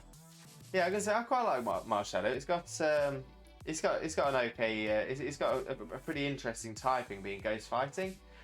Personally, for my favourites and stuff, I tend to sort of edge away from legendaries, just because that almost by virtue of being legendary, everybody has them. But I don't have any opposition to anybody else having them as their favourites, because I mean that's the whole point, isn't it? It's your favourite. Celebi is your favourite. Oh, you'll like my you like what I've got walking around with me at the minute then. You know what? I'm gonna put Lilligant down then. I'm gonna put Lilligant down as my least favourite Pokemon for the time being. That will change. But yeah, Lilligant, it's too weak. It pretty much requires sunny day to be active. Has very small, limited move pool. Lilligant is the meh. Tyler, what is that Grimmsnarl with the Pokeballs next to it in the purple circle? Yeah, so that means it's part of a battle team. So if you notice on the... Oh, I'm going to have to hide some more of my scene so we can see. So you see up here at the very top, just above where my cursor is at the minute, you've got sort Pokemon, and I can press X, and it shows the held items, and then the third one is battle teams, which has that same two Pokeball logo. Now that opens this over here on the left, so that you can set up some battle teams ready for, say, online battles or anything like that. It just means that you can easily see which Pokemon you've got on in your battle teams, nice and easy. So it means you can have up to 6 teams ready set up. At the minute, I've got number 1 and number 6 as teams for the restricted battles. So that's why fire ones and fairy ones, and then the other 4 are teams that I've got ready for some viewer battles and online battles. So speaking of which, I did say I'd look to do one more battle before, but yeah, just for you, Viking. There's me Celebi. It's shiny. It's a shiny Celebi. I'll get my all my stuff back on as well.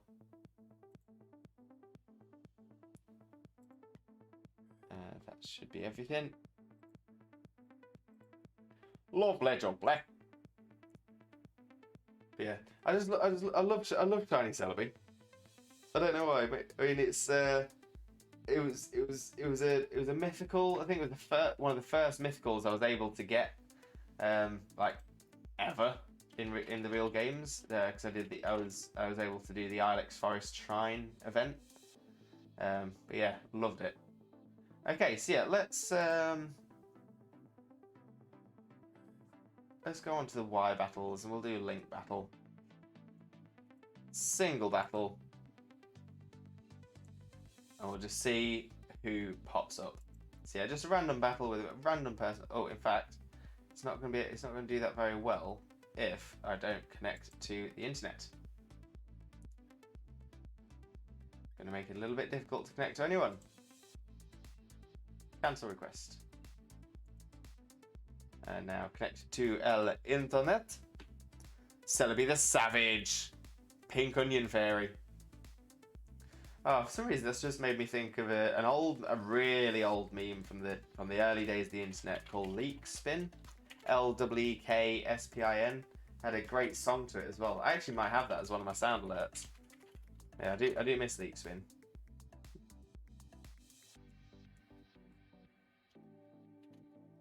Welcome in, Sir Reese! Arcadian Lights! Ho! Thunder! Thunder! Thunder! Thundercats! Ho! I need to try and figure out a better way of saying that for Arcadian Lights. Arcadian! Arcadian! Arcadian Lights! Ho! I remember that one! We know that one! We know that one. As though all I'm doing is really showing my age by mentioning Thundercats. And so I would say probably 80% minimum people on Twitch would have never heard of Thundercats. Link battle, internet on. Single battle. Let's see if we get lucky. Lucky. Who wants to battle Limbo then? Who wants to give Limbo Lewis a Limbo battle? We're playing Pokemon whilst referencing Thundercats. Love the vibes here. Oh, hello. Popped a wave in it exactly the time that said hello. Okay, so I'm going to guess that this is a Japanese person wearing an Eevee onesie, just because it looks like Japanese characters in chat. Oh, but they ended the communication anyway. Xena should battle you, Lewis. That would be really cool. Unfortunately, we both play on the same Switch, so it actually ends up being very, very difficult for us to battle or trade with each other. Unless Tyler's suggesting that we battle in real life and do like a wrestling match of some description. In which case, I'd totally win, because I've definitely got the weight advantage on you. Oh, but I've got the reach. Oh, good point. I can just hold you forward. Keep you away. Yeah, we'll Pokemon Streamers Edition, where we just have different streamers fighting each other. I think that's the kind of thing that the Nintendo is trying to avoid.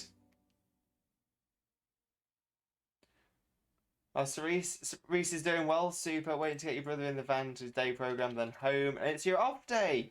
I hope you take as much rest and relaxation as you can and as you deserve, Reese. Honestly, you deserve the rest.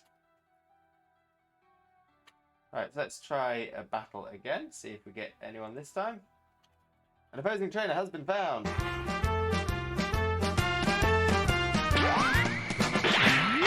I got a lovely bunch of Dragon Balls, do-do-do-do-do. Here they are all sitting in a bunch, do-do-do-do. 1 star, 2 star, all as big as my head.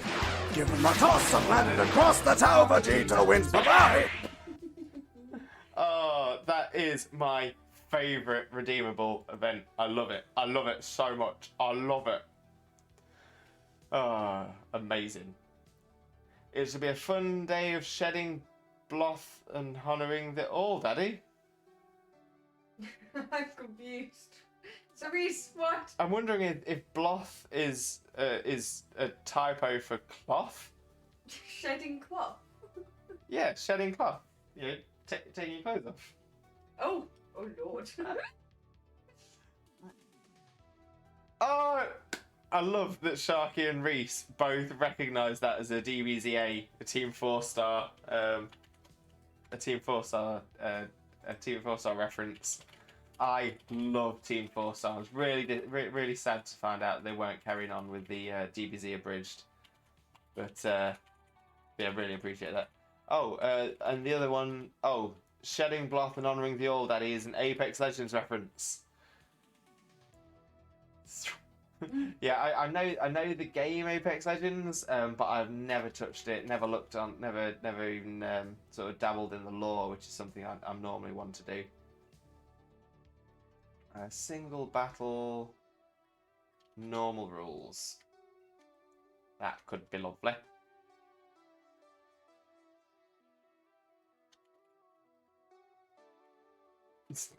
One of the characters has a Nordic accent, and Bloth is idiots doing idiot things because they're idiots.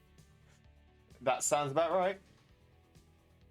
I would sub-book just for the lovely bunch of Dragon Ball sound alert. I'm going to be adding more DBZA references in my new video alert soon as well. So she's got a ham wrap. Oh! I'm going to say, I'm actually looking forward to ending the stream after this battle so I can get a bit of food. Alright, and let's see, which of the teams shall I go for? I'm thinking I might do the rain team. So I've got a doubles rain team and I've got a singles rain team. Yeah, let's do the singles rain team. I think that could be a good shout.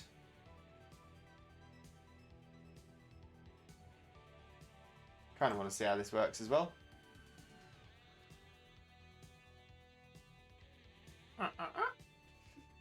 And let the battle commence. I just realised I don't need to hide the screen either, which is nice.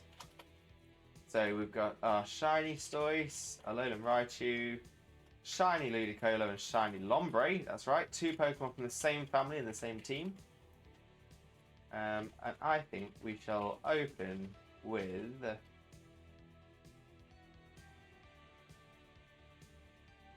I think we'll open with Lombre. It looks like they have... Well, they've got 3 water types on their team as well. Seismitoad, Toxapex, and Gyarados. They've also got Dragapult, which is Ghost Dragon. Seismitoad is Water Ground. Toxapex is Water Poison. Dragon Ghost for Dragapult, as I just said. Gyarados is Water Flying. Volcarona is Fire and Bug. And Mimikyu is Ghost and Fairy. So a couple of Ghost types on there as well. Okay, that could work out alright.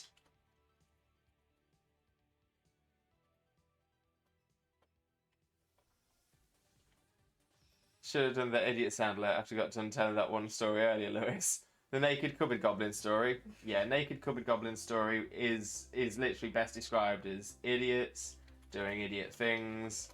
Idiots being idiots doing idiot things, 100%. You bunch of lovable idiots, you.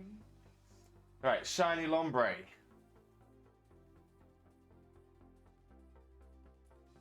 So my shiny Lombre has an Eviolite. We're also going to throw a Rain Dance out to begin.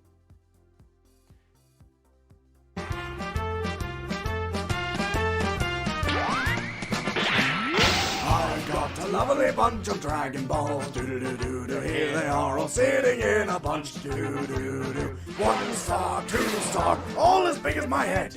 Give them a toss, I've landed across the tower. Vegeta wins. Bye-bye.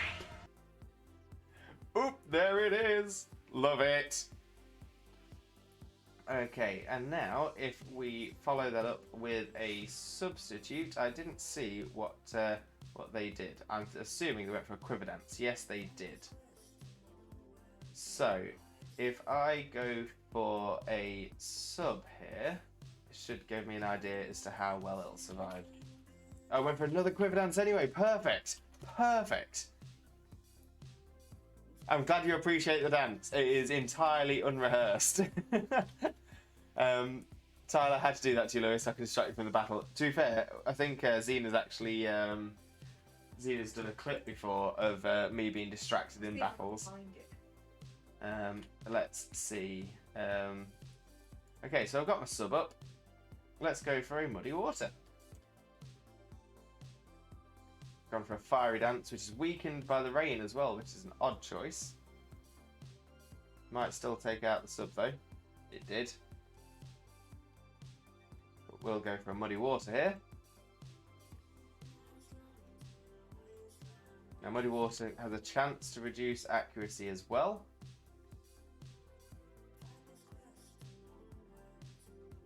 Now I've got Rain Dish, which is healing me up a little bit also, which is lovely. And now we will try and get another sub up. Gone for the Giga Drain this time, which has done a good chunk, a very good chunk.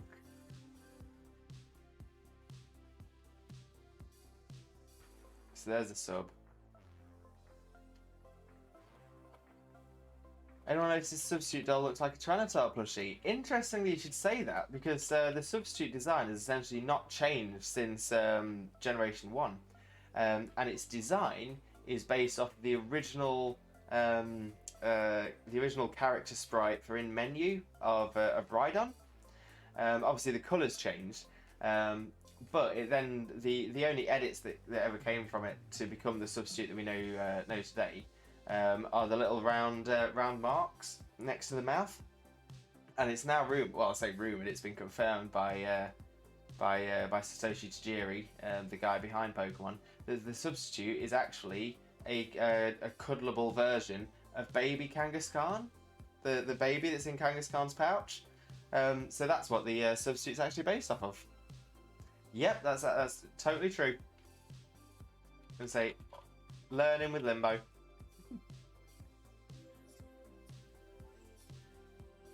It goes for another fiery dance. That's fine.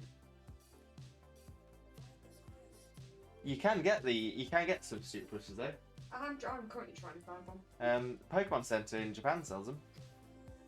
Oh yeah, but we're right by there. I'll just go nip down there and go and get one right now.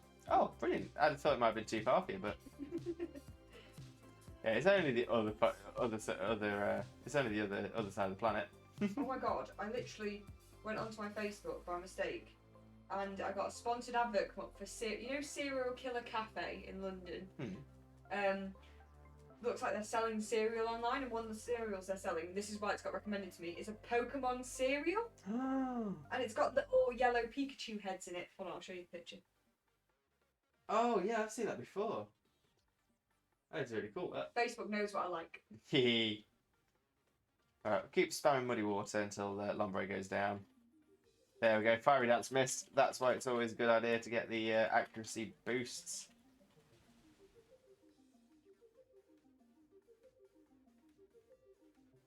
Let's try and get a Rain Dance off. That'd be nice to have ready for whatever Pokemon comes in next. Oh, he's gone. He's Dynamaxed it. Gone for a Dynamax nice and early. Lewis, what would your reaction be if I drew you as a Pokemon? I would be delighted. I'd be really excited to see your artwork. I'd love to see what I'd be envisioned as. There we go, Lombre down. But he's had to waste his Dynamax just to get rid of my Lombre. That's good.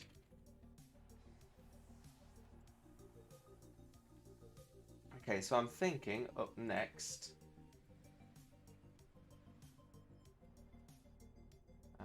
Ideally I want something quick.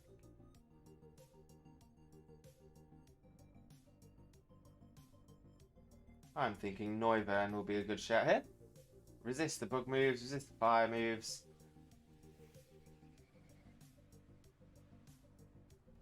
And we will go for... Oh, now do we Dynamax ourselves? No. We'll just go for a Hurricane.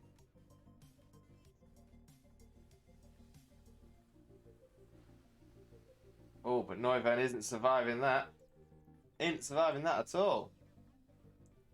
Oh, it was a Lucario. Lou, L-E-W Cario. So instead...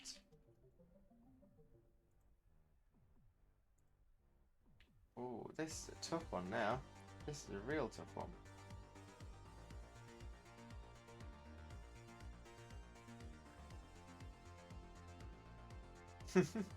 Lucario. Perfect. Right, so I'm thinking our best shout now will actually be to Dynamax and Max Geezer with Alolan Raichu.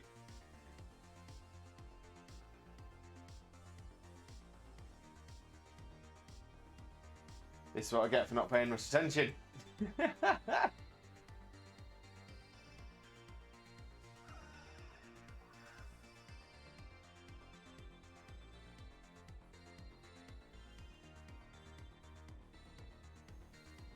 Alright, going for a Max Flare. Can't even survive that. Yeah, I should have been paying more attention. But it's all good. Right, instead, let's try...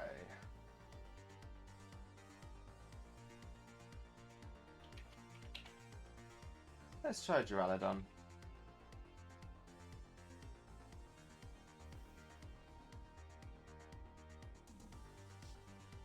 just in time for the Dynamax to end. Limbo Lucario is such a stream. Baby stream! Yeah, you got me. I'm here in my onesie, in my baby grow. Baby Twitch Jesus. Right. We'll go for a Rock Tomb. Fiery Dance is a neutral hit, but it is in Sun, and they have got Quiver Dance boosts. Yeah, not. I haven't got a chance in Ek.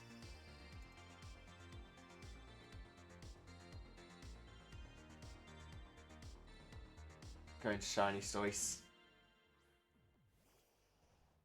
Shiny Stoice, your shell is green. Purple legs, your shell is still green. Alright, Fake Out. There we go. Perfect. What poker game do I have? I have Sword and Shield. What we're playing here is my Pokemon Shield save. I've completed Sword and Shield. I think the only things I need to do in Sword that I haven't done yet are the Galarian birds and some of the legendaries that come from the Crown Tundra. I haven't touched those yet. What was your first ever Pokemon game? First game I ever played was Red, but the first one I ever owned was Blue. Way back in 97, 98? Around that sort of time. But yeah, I loved them. I absolutely loved them. Right, so let's go for a flip turn.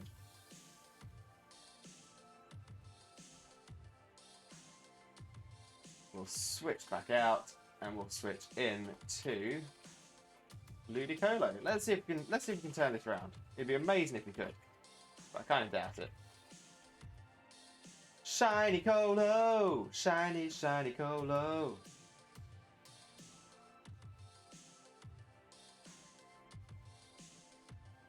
Ludi's poisoned. That's fine.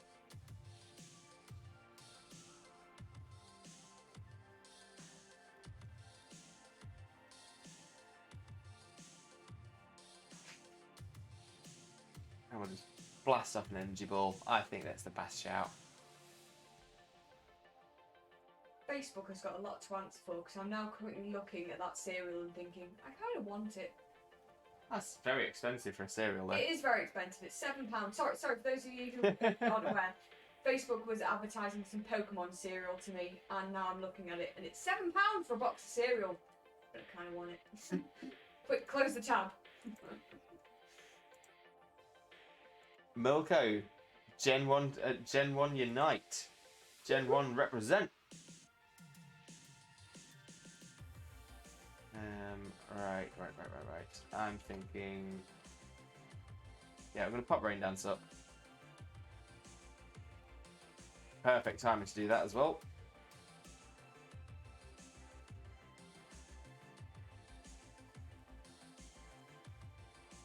There we go. Baneful Bunker. You don't want to make contact if it's using Baneful Bunker because it works like Protect, but if you make contact, it'll poison you as well. Although that's not really an issue for Ludicolo, it's already poisoned anyway. It's quite clear that they're just trying to run down the timer a little bit. So we'll go for another Energy Ball.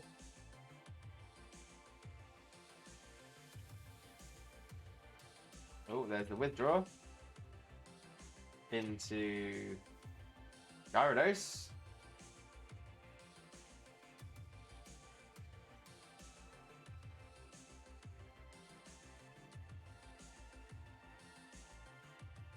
Yeah, I can see Ludicolo is going to go down to Toxic Poison. So we'll carry on smashing energy balls whilst we can. We'll use Bounce.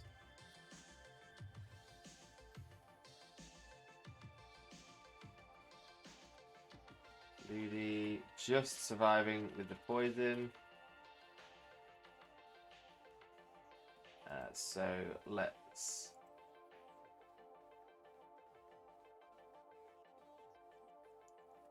Yeah, might as well just energy ball. It's gonna miss. It's gonna get hit. I love Ludicolo.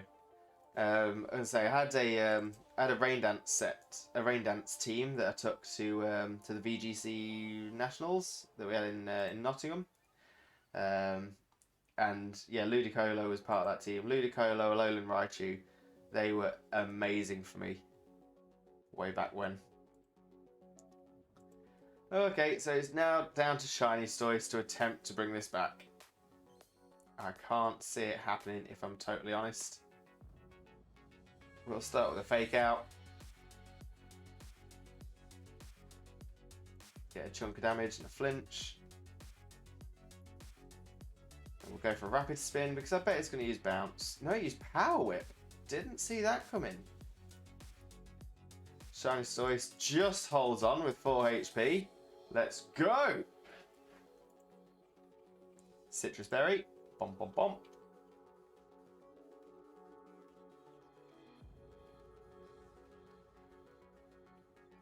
Rapid spin for speed boost. Let's go again. Another rapid spin. Yeah, now at speed of the Gyarados.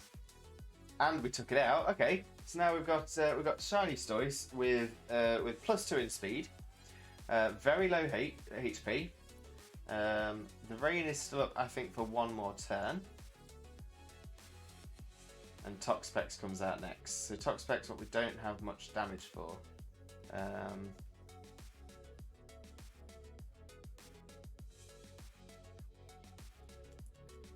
we'll just spam another rapid spin. There's Baneful Bunker. That's going to get the Toxic on it, as the poison onto his. Oh, Limbo Jingle.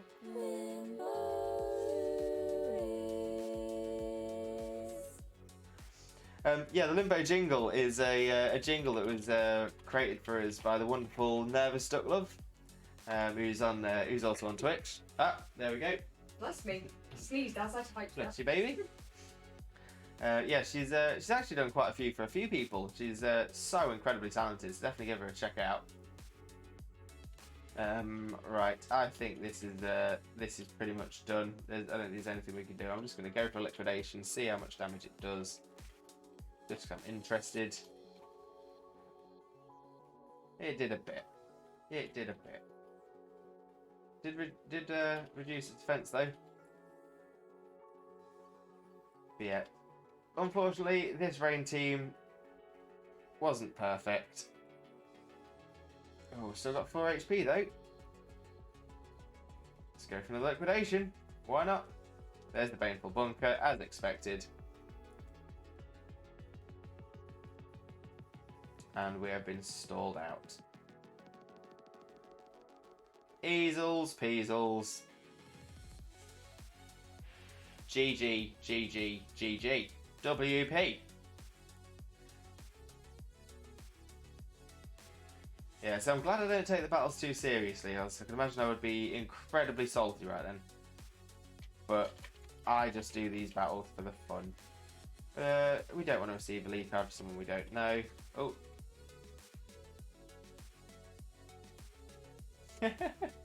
I actually don't think I know how to be salty. I'm just not the salty type.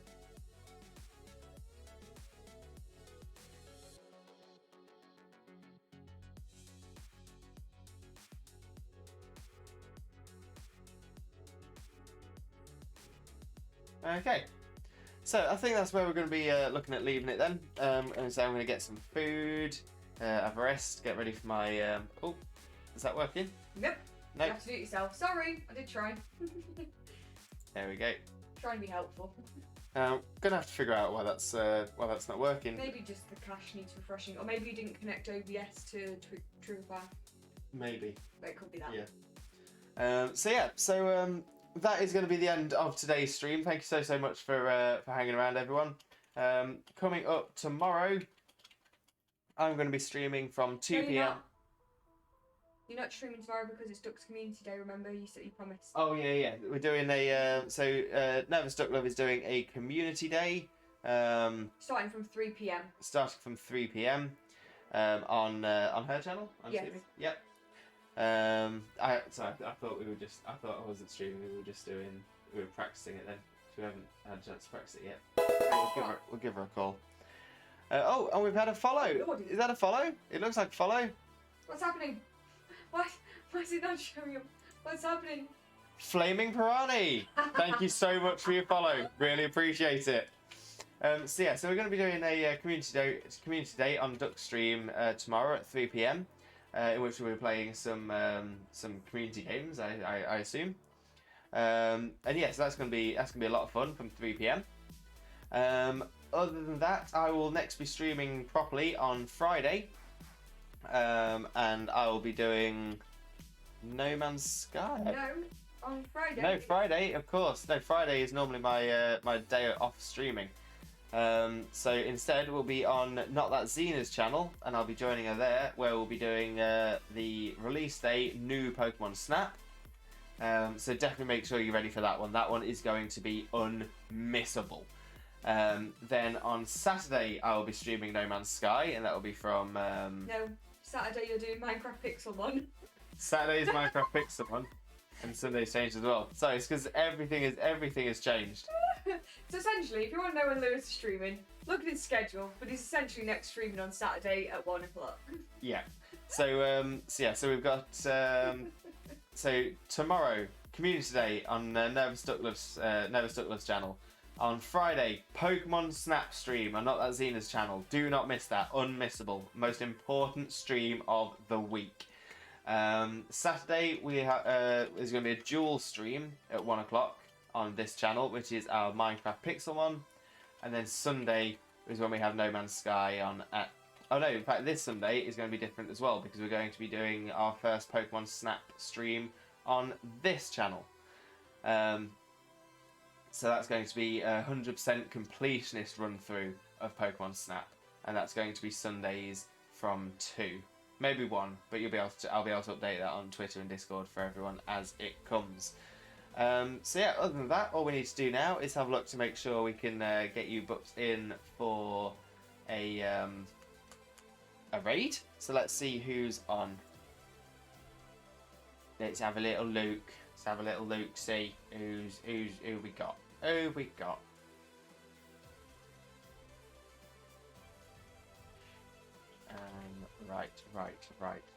Right.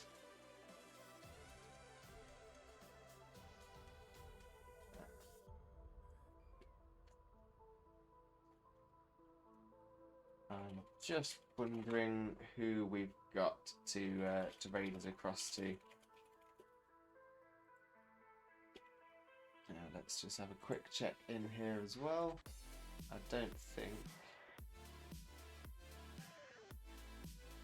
Nope, and nope.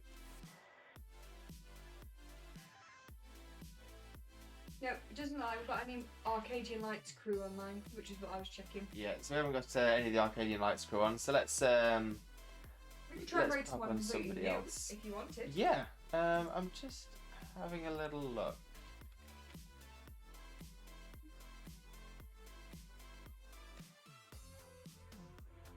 Okay, so we've got someone who's playing a game that I actually have a lot of love for, and it's sticking with the RPG element as well. So I've got someone who I really enjoy the stream of, called Just Lacey. What I'm going to do is I'm going to pop a message in the chat right now.